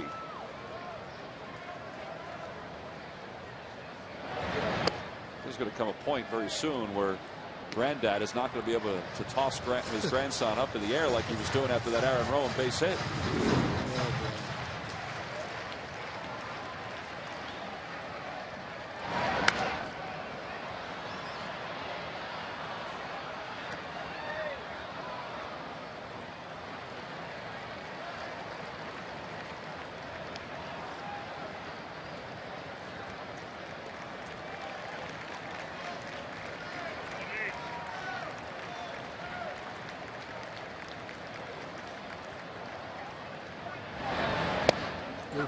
On the inside corner, J-Roll is rung up for the final out here in the 6th inning, and he knew it. 7th strikeout for Aaron Harang. Phils go down in order for the first time in this ball game.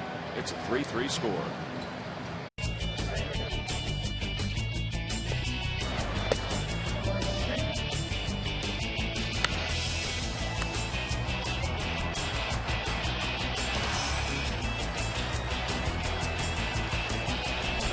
Well, 3-3 game as we go to the 7th inning. Phillies know it should not be a 3-3 game. The bases loaded, nobody out, a man on third and nobody out, and they did not score any runs. And the Reds, well, they've answered back with 3 unanswered runs, and we're tied up.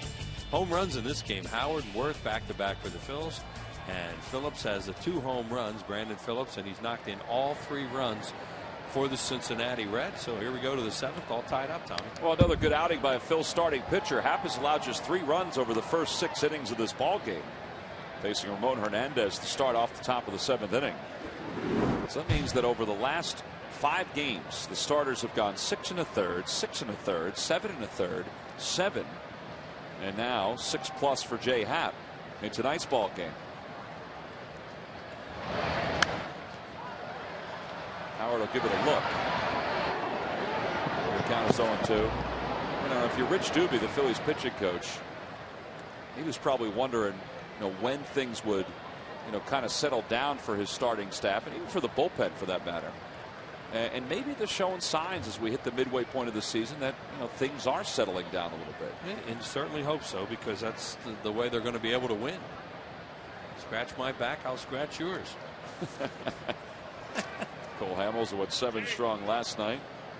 Jamie Moyer, who will start Thursday's game for the Phillies against these Reds. Those 2 guys, boy, oh boy, have they. You talk to Jamie Moyer. Jamie Moyer said he learned a little bit from Cole Hamels sometimes about changeups, and Cole Hamels has learned so much from Jamie. They've really helped each other, and especially the older guy helping the younger guy. Well, and I think you could say the same about Jay Happ.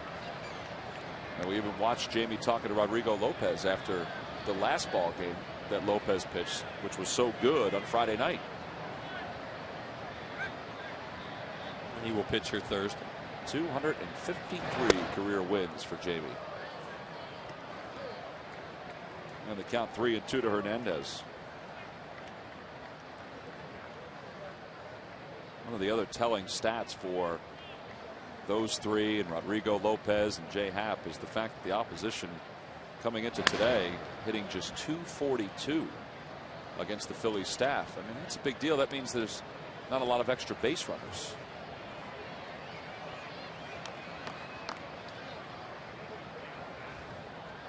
I want to make sure that was a foul ball. She's saying, I know that ball's foul, but I better check it out just in case. On the inside corner, there's some pretty good pitching right there by Jay Happ.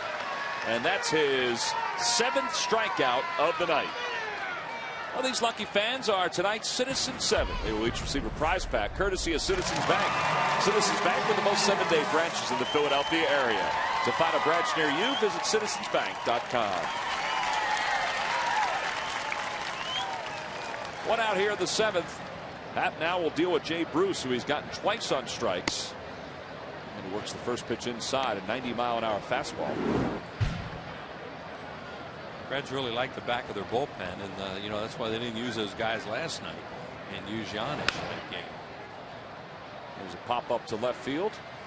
Quickly 2 away for Happ. And you wonder if Encarnacion got on base. You think they would probably hit for Harang, who did an amazing job of hanging in there when he was really on the ropes early in this game, especially in that 3rd inning. It looked like he was going to have to gut it out and give up a bunch of runs. There is Aaron Harang. He's getting his batting gloves on. But they already have somebody else in the on-deck circle. He may have just been getting his batting gloves just to hang on to them. There's Micah Owings. How about that, Micah Owings? Pinch hitter Micah Owings. There's Aaron Harang. They only have 4 extra men, but in reality they have 5 because of that guy. Yeah, Owings is scheduled to start Thursday's game, but he can hit. Oof. He's a real hitter, especially for a pitcher. 2-1 the count to Encarnacion, who singled his last time up. Players have that expression when they'll see a guy in a cage like that, know he's a pitcher, and they swing, they'll go, "There ain't no pitcher's hacks." Well, that guy, he's the epitome of that. Belize waits for the friendly hop. How about Jay Happ's 7th inning? Retires the Reds in order. He's retired 4 in a row since the second home run by Phillips. We've played 6.5. Time to stretch here in Philadelphia. Punch. Paid for by the campaign to elect Shane Victorino. Speed you can believe in. Well, that's great. That promo has been running on Comcast Sportsnet all day long. And the good thing about Shane Victorino, that is, if you want to get a campaign rolling, particularly about himself, I mean, he is so freewheeling and so open that he will make it rather entertaining. And our Geico quote of the day comes from Shane Victorino on being the 33rd player. It's nice, and it's one of those things where now we leave it up to the Philly faithful. I think I have a good chance. I have faith in the fans and what this team is doing right now. 15 minutes could save you 15% on car insurance. Visit us at geico.com or call 800-947-AUTO. And you see all the folks out there saying, vote for Shane. And, you know, don't underscore what he did last night, because the highlights of that game were all over the place. Yeah. So not only fans in Philadelphia, but fans around the country saw what he did last night and, you know, maybe voted for him over Christian Guzman or Mark Reynolds. Well, let him go pop one off Arthur Rhodes right now. It'll be even better. Well, that's the matchup as we head to the bottom of the 7th inning. Former Philly Arthur Rhodes. He's on for Aaron Harang, who went 6 innings tonight. And Shane, who is 1 for 3. See, Rhodes' 37th game. No wins, no losses. A 1.88 ERA. And look what he's done against lefties. Just a 116 batting average. Saw Arthur the other day when he came in the ballpark. Excuse me, Tom. We're talking to him about that surgery. And, you know, he wasn't right when he was here, obviously. He couldn't throw strikes consistently. He had that surgery, and he's a different guy now. Victorino in the air to shallow right field. Jay Bruce coming under it. By the way, that campaign message that Shane just did, that's only part of the message. You can see the rest of it tonight at 10 p.m. Eastern time after the ball game on Sports Night. You can also see the Colorado Rockies when they come to Philadelphia on Tuesday, August 4th. It's a 3-game series. It wraps up on Thursday the 6th at 1:05. It's a Citizens Bank Raul Ibanez Pride of the Phillies poster. And a Modell Sporting Goods Kids Run the Bases following the game. Purchase your tickets now by logging on to Phillies.com. Chase Utley's 2 for 3. He has singled. He's also doubled home run, grounded out to second base. And a good fastball by Rhodes at 93 miles an hour. And Chase is behind 0-1. Well, Arthur Rhodes coming in to just pitch the 1 inning. They just put him in that 9-hole. They didn't double switch because they don't expect more. They just want him to. They want him to turn Victorino around and get after these 2 left-handed hitters. Despite the fact that the Reds gave up 22 runs last night, they didn't need to use Rhodes. They didn't use David Weathers. And they didn't use Francisco Cordero. Yeah, and that was a game plan for them not to use the back of their bullpen in that blowout game, and that's why Giannis sucked up that inning for them. Jim Leland used to say when he was with the Pirates, one of the best expressions I ever heard a manager use. He says sometimes you have to know how to lose a game. You're going to lose games, and you can't think you're always going to have comebacks and all that. So you're going to have to lose a game, and you have to use your personnel wisely in that game. You're going to lose, so that next night it doesn't affect your team.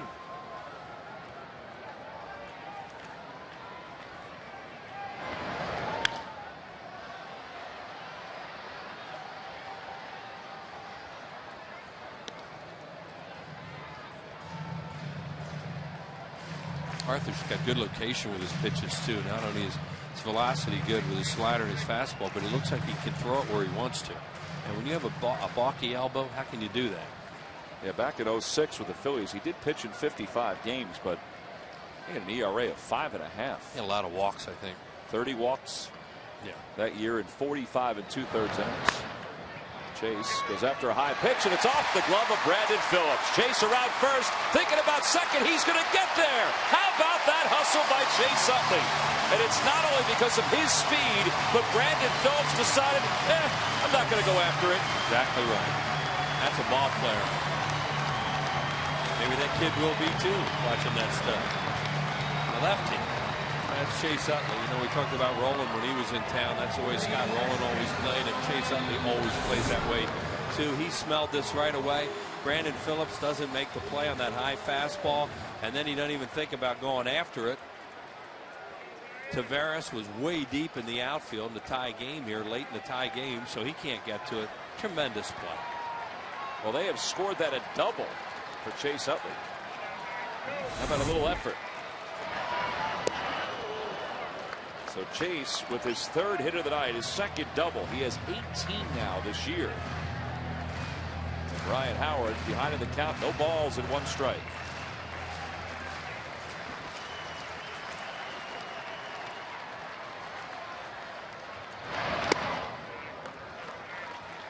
Now Arthur Rhodes this year has only given up 2 home runs. I saw his numbers against left-handed hitters. Well, they're playing Ryan to pull in the outfield and, of course, in the infield. Got a lot of room in left center field and towards the shortstop area. You know, sometimes teams will not do that with a left-handed pitcher because the odds are he's going to pitch him away. And, you know, you have a chance to hit the ball to the opposite field when it's away. In this case, Dusty Baker has his defense in a pull defense. There you see it.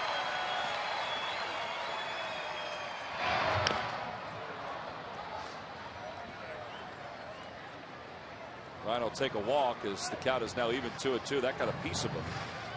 Ryan, as we mentioned yesterday, will be in the home run derby this year at the All-Star game,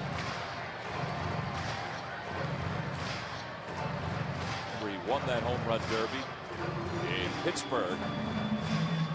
And speaking of the All-Star game, you can catch all the action live from St. Louis on Tuesday, July 14th at 8 p.m. Eastern time on Fox. And don't forget, this one counts because the winner of that game will be have home field advantage in the World Series. To the right side, Chase will move over to third. Ryan wanted a little bit more, and Hairston almost took too much time. 6-3 on the putout. 2 outs with a runner at third base. Well, now take a 2-out hit, and this is where the Phillies have really failed tonight. They've gotten themselves into 2-out situations because they weren't able to deliver earlier with men on base, and haven't been able to get the guys in. Well, they've stranded 7 runners on base so far tonight. And of those 7, 4 have been in scoring position. They're going to walk Jason Worth intentionally and deal with Greg Dobbs, have the lefty face the lefty. And there's no, all of a sudden a right-hander just jumped up. I guess that's David Weathers. There's no right-hander up in the bullpen, which is surprising if they were thinking about doing this, knowing that possibly the Phillies would hit for Dobbs with a right-hander, and it is David Weathers. But he can get ready quickly, I guess.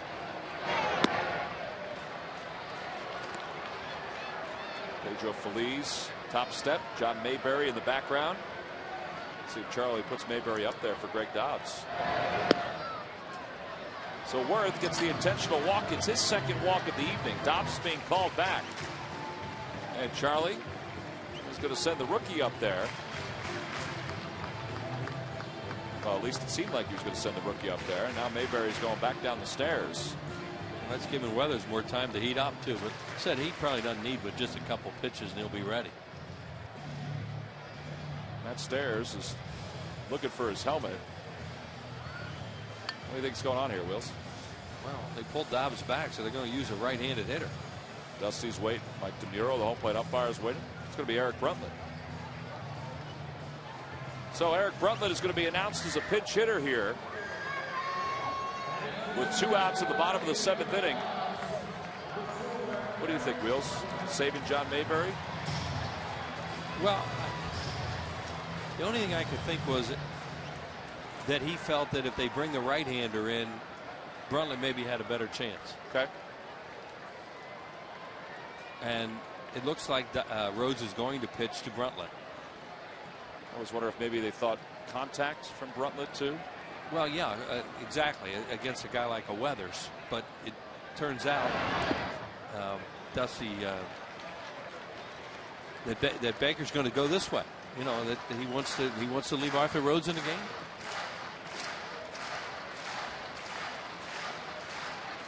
Well, Bruntlett works ahead, 1 ball and no strikes. David Weathers continues to warm up. Eric has 10 hits and 69 at bats this year, which equates to a 145 batting average. They really wanted to use Weathers. They could have gone out and stalled if they didn't think he was ready.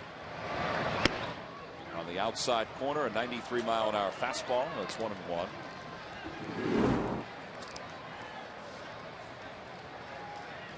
Bruntlett this year is 3 for 18 as a pinch hitter.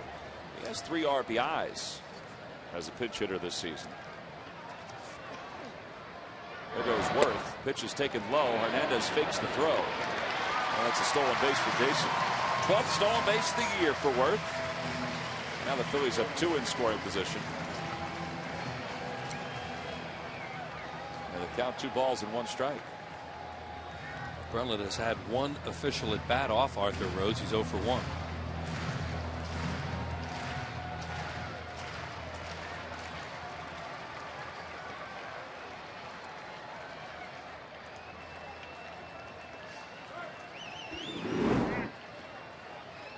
.260 career average against lefties.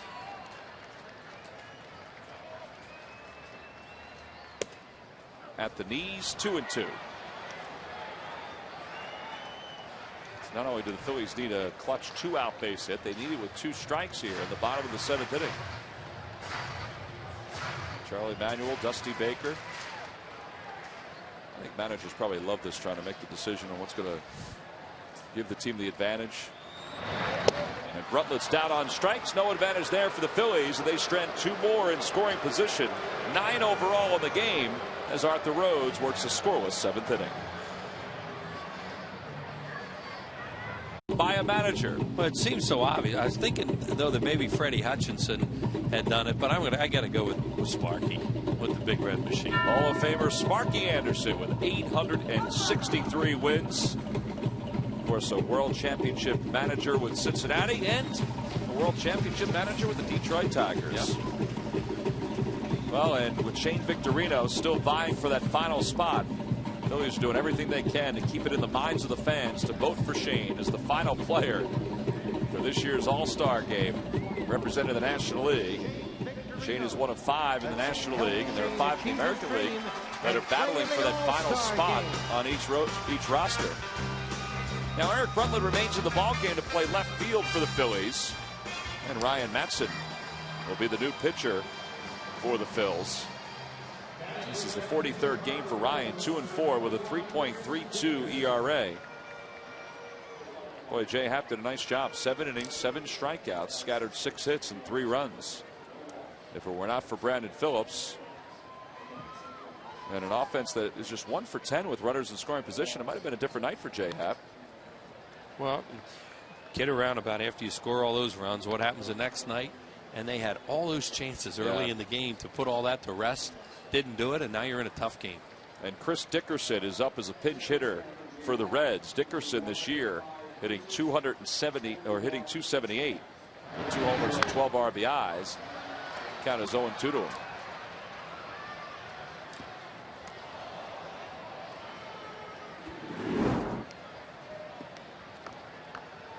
Sounds strange, but Dickerson is the pinch hitter here instead of Micah Owings because Dusty's just looking for a guy to get on, not a guy to hit a ball out of the ballpark. Right.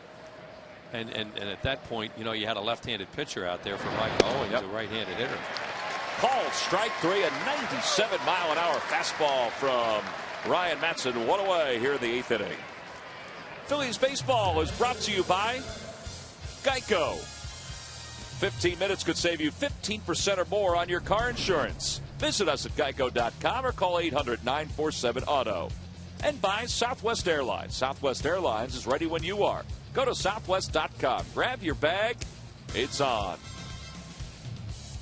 1 out, top of the order. Willie Taveras, the batter, with the moon in the background. And I don't know if it's a full moon, if it's a near full moon, or what it is, Wheels. Well, we found out today that the full moon was technically last night. The paper said it was going to be today, but it has something to do with Greenwich time. Anyway, I got a really nice explanation here from Kevin Riley, a big Phillies fan, who explained that technically last night at a certain point was a full moon. Taveras punts it towards second. Chase with the flip of the glove, and he got him. And he is so comfortable with that play. So confident with that play. Well, and it's also knowing the hitter, too. you watch where he started on that play, and they anticipated that from Taveras because he does it so much and he's so good at it. With a pitcher, you're going to push it by now. Well, we can't see Utley right there, but watch how quickly he gets into your picture. Here he comes, and he's already on the grass at that point, which meant he was about halfway in the infield. Look where he is. I mean, he's halfway, way on the grass, because he was halfway in before the play even started. As soon as he saw him slide his hands up, boom, he was breaking. His instincts are just, I mean, he is major league through and through, and it includes his instincts. Exactly. You know, that's knowing how to play the game, know the opponent and the opponent's tendencies. 2 outs here in the top of the 8th inning. Here's Jerry Hairston. Good pitch by Matson in the count 0-1. And Taveras will probably catch a guy asleep once in a while in that play and beat out a bunt. Hairston tonight has singled and scored. He's scored ahead of Brandon Phillips' first home run. In a tight game like this, the Phillies are going to put Feliz on the line to prevent against an extra base hit. Just the way they just had Utley playing up. It's all time of the game, personnel involved, score.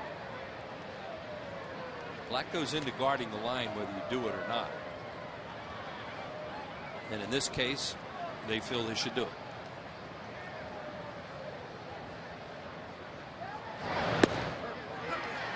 Little cutter from Ryan Matson, and it's 1-2.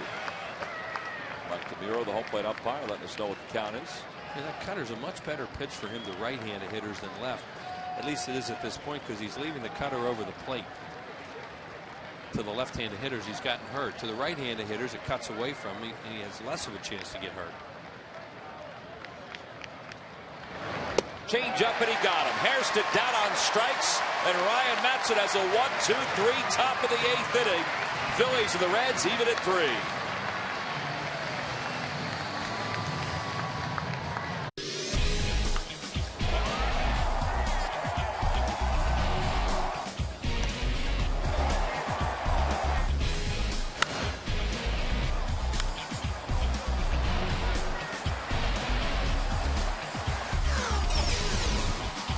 AT&T, the nation's fastest 3G network. AT&T, your world delivered. Well, the game tied at 3 here in the bottom of the 8th inning. David Weathers in his 33rd game. He's 0-1 with a 2.63 ERA. And this guy is headed toward 40 years old, and he has been around for a long time, and he's still pitching well. He's still throwing a lot of sliders. That's been his pitch throughout his career. A little changeup, fastball, but sliders is out pitch. We'll face Pedro Feliz to start things off in the bottom of the 8th inning, and Pedro chops it toward the hole at shortstop. Hairston slings it to first, and it goes right past Votto. And Feliz is going to head to second. He'll get there easily. Nobody's at the bag. And that's the 10th error of the season for Jerry Hairston Jr. And the Phillies have the go-ahead run in scoring position. Well, now you got to try and manufacture a go-ahead run and go to Brad Lidge. Carlos Ruiz will come down and talk to Sam Peralta. Here's the play, and Hairston, it's not that tough a play. I mean, he didn't have to go that far to his right. He was out of control when he caught it. And it wasn't a matter of taking a crow hop, and then, boy, I got a funny hop on Votto, and he kind of bailed. That was just good for the Phillies and not well executed by the Cincinnati Reds. He probably could have stopped and maybe thrown it over first. Yeah, it's not like Feliz is a fast runner. You know, that's the point. We're just talking about Utley, the play he made. You got to know your situation, who your base runner is. In that case, here comes Mayberry out to run for Philly. In that case, you don't have to play that ball out of control because you have a slow runner. Well, now you have a quicker runner in John Mayberry, and Pedro is out of the ball game. So the go-ahead run is in scoring position with some better speed with John Mayberry Jr. That would mean that Eric Bruntland's going to probably move over to third base. Carlos is up there to try to get Mayberry over to third. Carlos is 1 for 3 tonight. He bunts the ball, foul. And they have Matt Stairs ready to come out if you get him over. And they're not going to, they don't have a left-hander to use. Everything's right now. There's Matt ready to come out of the dugout. Pinch hit, or he's in the on-deck circle. Lidge can ready to come into the game. Everything is set up when you play situation baseball here. You get a run, get your closer in the game, maybe win a tough game.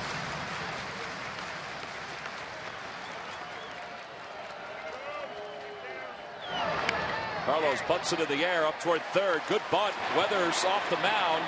And a good play by Phillips. The sacrifice is successful. Mayberry's over to third, and that's exactly what Carlos wanted to do. Good job. Carlos got the job done. Okay. 2 rules, and he sure did on that play. Phillies during this 4-game winning streak have played some pretty good situational baseball. There's the bunt, and Weathers is going to come over and field it. They were going to try, you see what they were trying to do here. They were trying to have a situation where maybe the third baseman could retreat and Weathers take responsibility over there. But Carlos put that in such a good spot that Encarnacion had to come in. And a good job by Mayberry to read it off the bat, too, and get over to third. Dusty Baker has the infield in. Stairs takes a pitch outside, and they try to throw behind Mayberry. It was a design play, thinking that maybe they can catch the rookie napping off third. And it's 1-0.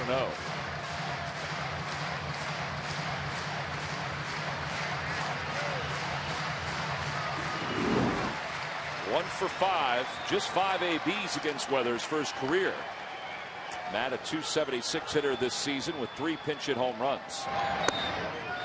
He didn't pull the trigger on that one. It's 2-0. Yeah, Matt Stairs, of course, thinking about lifting the ball right now, getting it to the outfield. Look at the Phillies tonight with runners in scoring position. That's the only reason why this is a ball game. Look at the Reds. 0 for 1. They haven't had chances. That is not a full moon. But it's close enough to the moon that Stairs used as a backdrop in Los Angeles last year. Well, he doesn't have to hit it out right now. All he's got to do is hit a fly ball. And 3-0 count. I think Charlie might turn him loose here. Ball 4, and Stairs is aboard. Runners on first and third.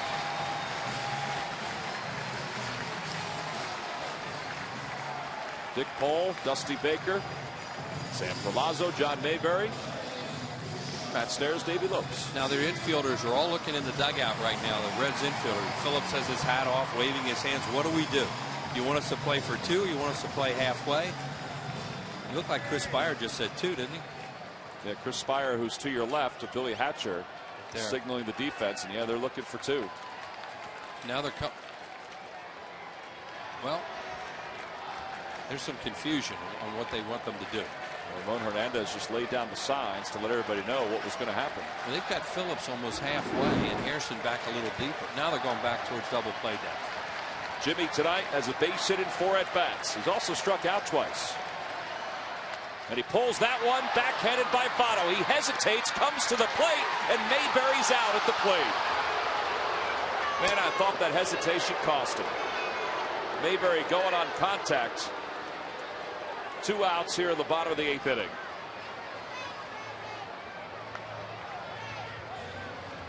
I'd like to see the kind of lead that John Mayberry got there.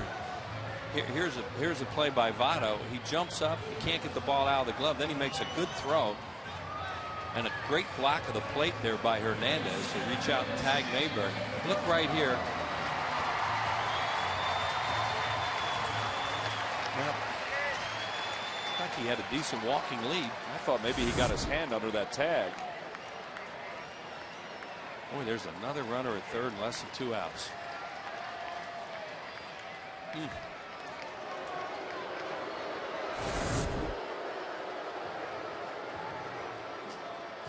That's a great job by Hernandez to get under control, catch the throw up the first baseline, come back and get him. It's really close whether he got his hand in there or not, but DeMuro says no. From that angle was tough to tell, but I tell you, that one angle looked like he did get his hand in there. He threw his foot down there and he made him change direction a little bit. Hit the foot. Yeah, he did hit the foot a little bit. Shane's ahead, 1 ball and no strikes. That's what Shane has done tonight. His 40th RBI would give the Phillies the lead. There's Stairs at second base. You don't have a great runner at second. And you remember the right fielder, Bruce, can really throw. Here's another look. See what you think here. There's the mask there.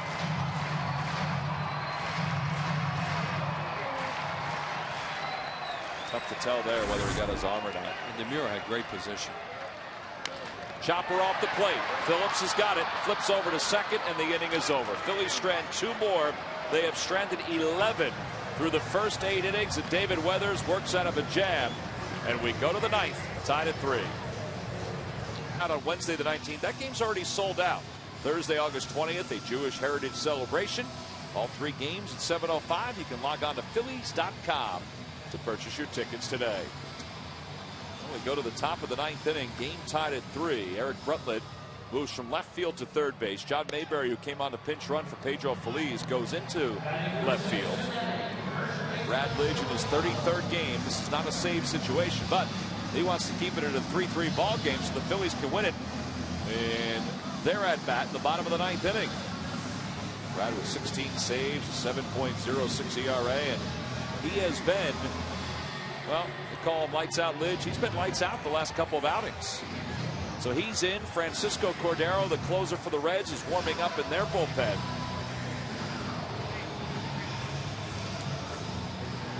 And Brad will face Joey Votto, Brandon Phillips, and Johnny Gomes. This is Brad Lidge on Sunday. As Tom said, called him lights out last year, and he was lights out on Sunday. 3 strikeouts, struck out the side, had a real good fastball and slider. The first pitch to Votto is that slider. And he's ahead 0-1. Votto's 0 for 3.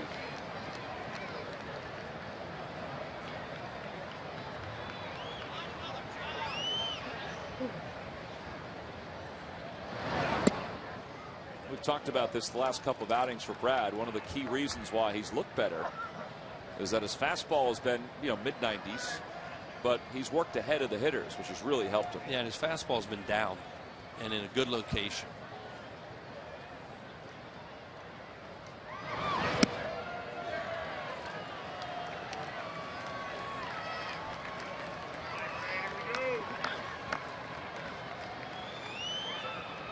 This is the 11th time this year that Brad has pitched in a non-save situation.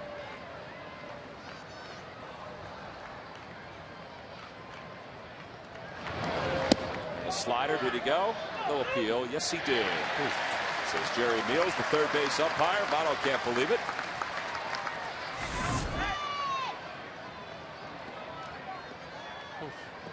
That's close. That's really close. Yeah, that's one you're happy to get. You can understand why Votto's unhappy. I don't know how you could be that strong to hold your swing when you got so much behind it going toward the strike zone.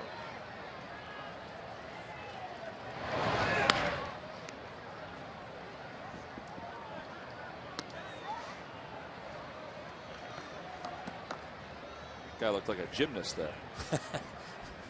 A big one. Man, gymnasts aren't normally that big. Good play. 3-2 the count to Votto. Lidge and Ruiz both wanted that one, with Phillips, who's done the damage tonight for the Reds, in the on-deck circle.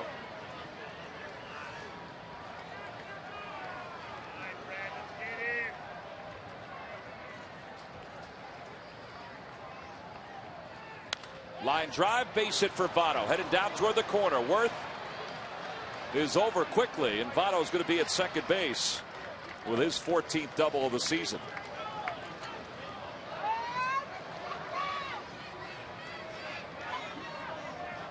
Well, now Phillips will bat for only the second time tonight. The Reds will have a batter up with a runner in scoring position. That's how good Jay Happ was. And that was a good at bat by Votto, too. He took that 2-2 slider, and I think he got a 3-2 slider that he hooked towards the corner. Now the Reds in the same situation as the Phillies in the bottom of the 8th, and the Phillies were not able to execute. And see what the Reds do. Eric Brutland and Ryan Howard are both playing in. You wouldn't think he'd bunt. Although he's 0 for 7 against Brad, maybe. He's a 4-hole hitter and another right-handed hitter. I don't know. Looks like he's got a different bat than the ones he used earlier. He does show bunt, bunts it toward first, backhanded in fair territory by Howard, and Phillips is out. He was squirming around like a worm. And Votto's over at third. Oh, they're going to bring Lance Nix out. That's why they bunted. Here it is. There's the bunt. It's bunted hard. Ryan Howard fields it. I think he's out of the baseline at that point.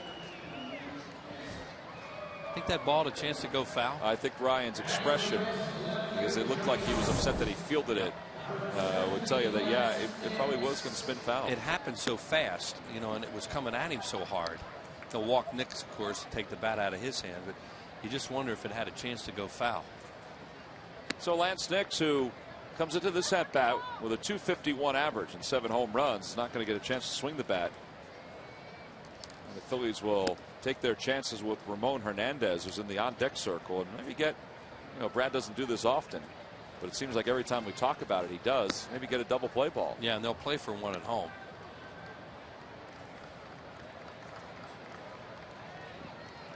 So Charlie Manuel putting the double play in order. Hernandez has grounded into 7 this year.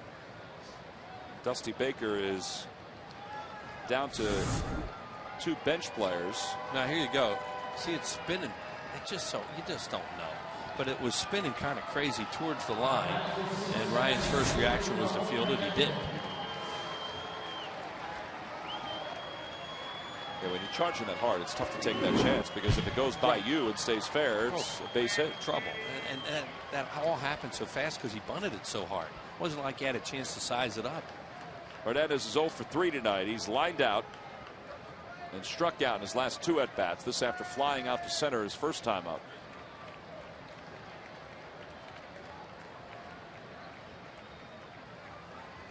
Phillies play the middle infield for 2. And that's a strike, and the count is 0-1. Yeah, and you talk about double play, but obviously Lidge is going for a strikeout here.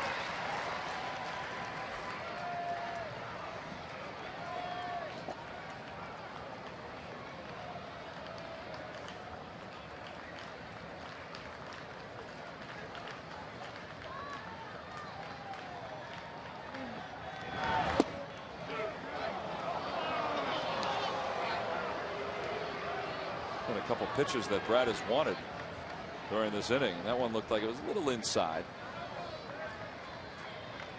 And things have evened up 1-1.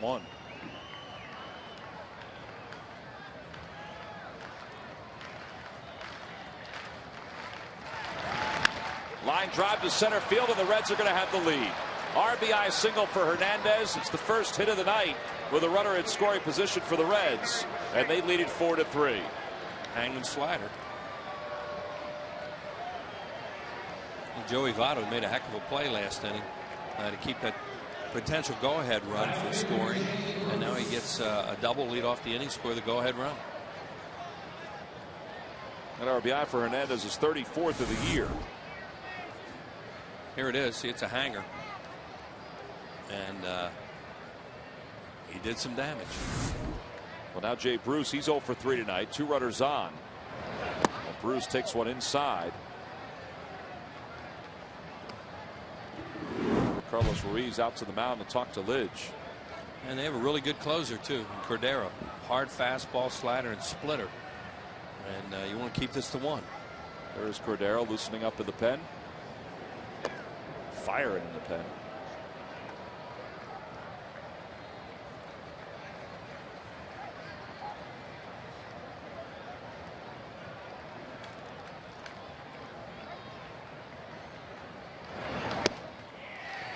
That's a good slider there, and it's 1-1.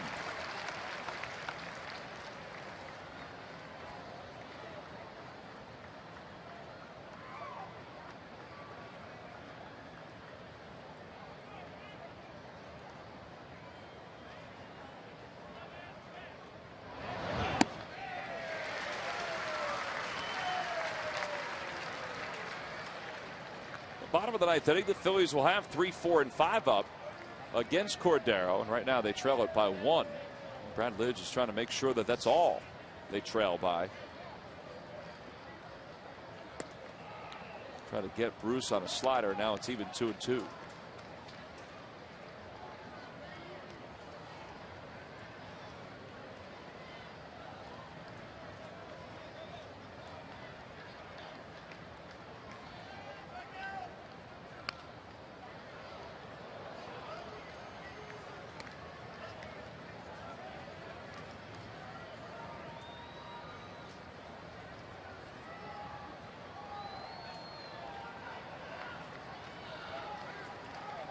got one manager whose team has only had 2 guys in scoring position the whole night.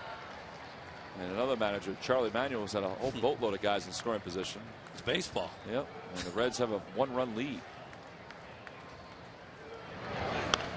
It's the whole thing about when you don't put your opponent away early, when you have shots, you don't know what can happen. And in this case, the Reds, to their credit, and Aaron Harang especially hung in there. Well, this game will encore tonight at 10:30 Eastern and tomorrow at 6 a.m. on the Comcast network. Back in the 3rd inning, the Phillies had scored a run. There was nobody out, and they had bases loaded. It was 3-0 at the time. Yeah, and they couldn't get anything else, and that's all the scoring they've had tonight. And Bruce stays alive as the count remains 2 balls and 2 strikes. Yeah, this game's still very winnable, but if you don't, you kick yourself for that. And also, they had a leadoff triple and didn't score a run.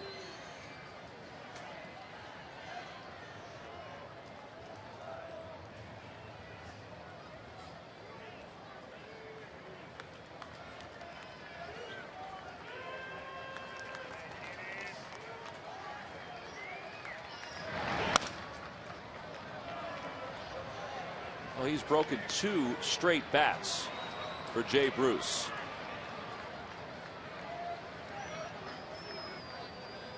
So Bruce will get a new bat. Get a little pine tar on it. And Brad's been trying to finish him off here.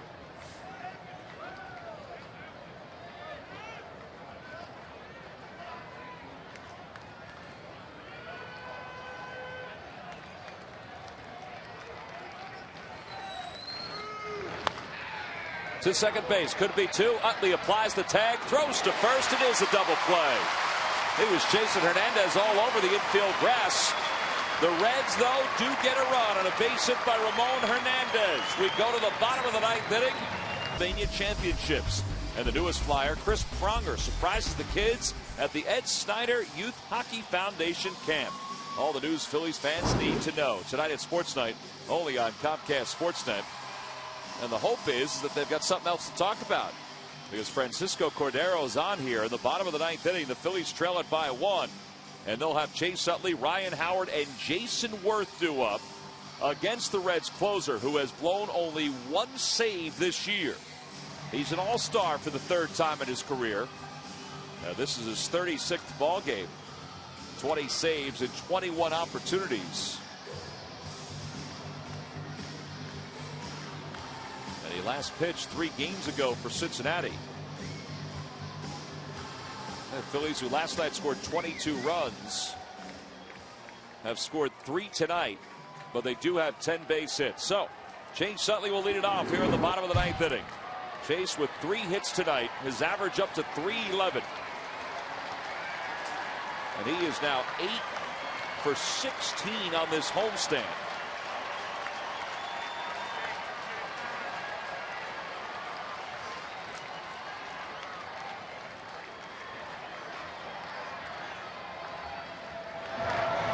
Cordero delivers. Chase lines it to right. Right at Bruce. 1 pitch, 1 set aside here in the 9th inning. Jay Bruce was playing 2 steps from the warning track, so all he had to do was roll across the edge of the outfield to make that catch. Right. Well, they're going to have a defense where you're not going to hit the ball over their head if you can avoid it, and also cut off balls in the alleys. And that's what happened there.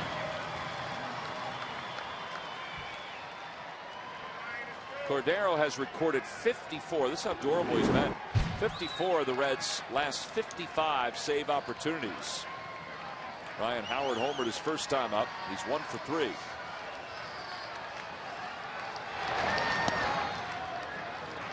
he takes an off-speed pitch for a ball and has a split-finger fastball. He'll throw splits to left-handed hitters, and he has a good one. Second only to Francisco Rodriguez in saves since 2007. A lot of people criticized the Reds when they spent all their money on Cordero a few years ago, but he's done a pretty good job for them. Well, they thought they were going to have a chance to win the division. They needed a closer, and they took him from Milwaukee. And of course, their team wasn't good enough for him to make that big an impact. He has 231 career saves. He shook off 2 pitches to get the split again.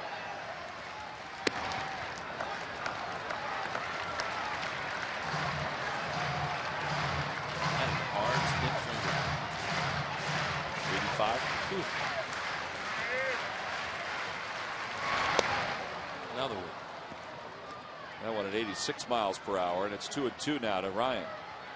He doesn't throw it to right-handed hitters that much. He'll throw more sliders, but left-handed hitters, boy, he throws splits.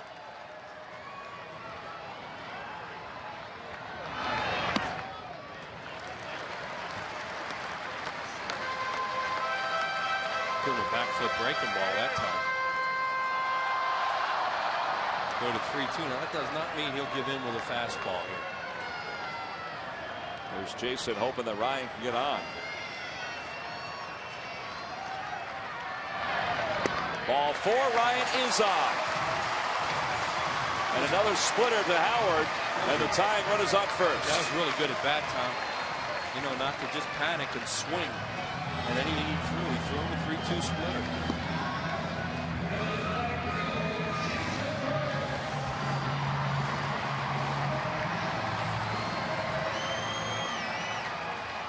Jason Worth tonight has walked twice. He's homered. He is struck out.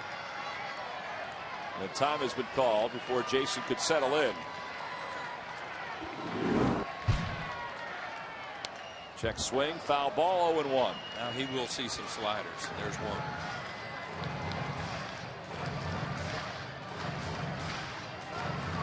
Jason's home run was an opposite field shot back in the second inning. All looked well for the Phillies. They were up 2-0, then 3-0. That was it, though. In the air to right field. Bruce is at the warning track. Now he comes in. He misread that one. And because he was venturing back, the fans thought, well, maybe there's a chance. And it kind of looked like he hit it off the end of the bat. It was really high.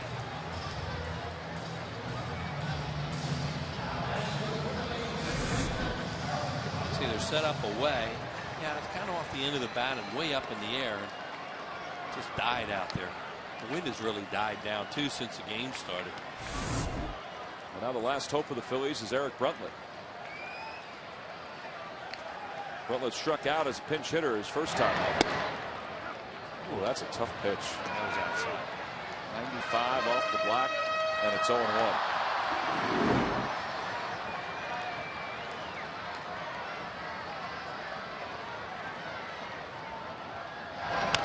Little cue shot to first base. Votto's got it, and the Phillies' 4-game winning streak is over with as the Reds, down 3-0, come from behind and win it by a final score of 4-3. Brandon Phillips with 2 home runs, one a 2-run shot, the other a solo shot. He is our Chevrolet player of the game with 3 of the 4 RBIs for the Cincinnati Reds. So this 4-game series is all even now at 1 win apiece. That's a character.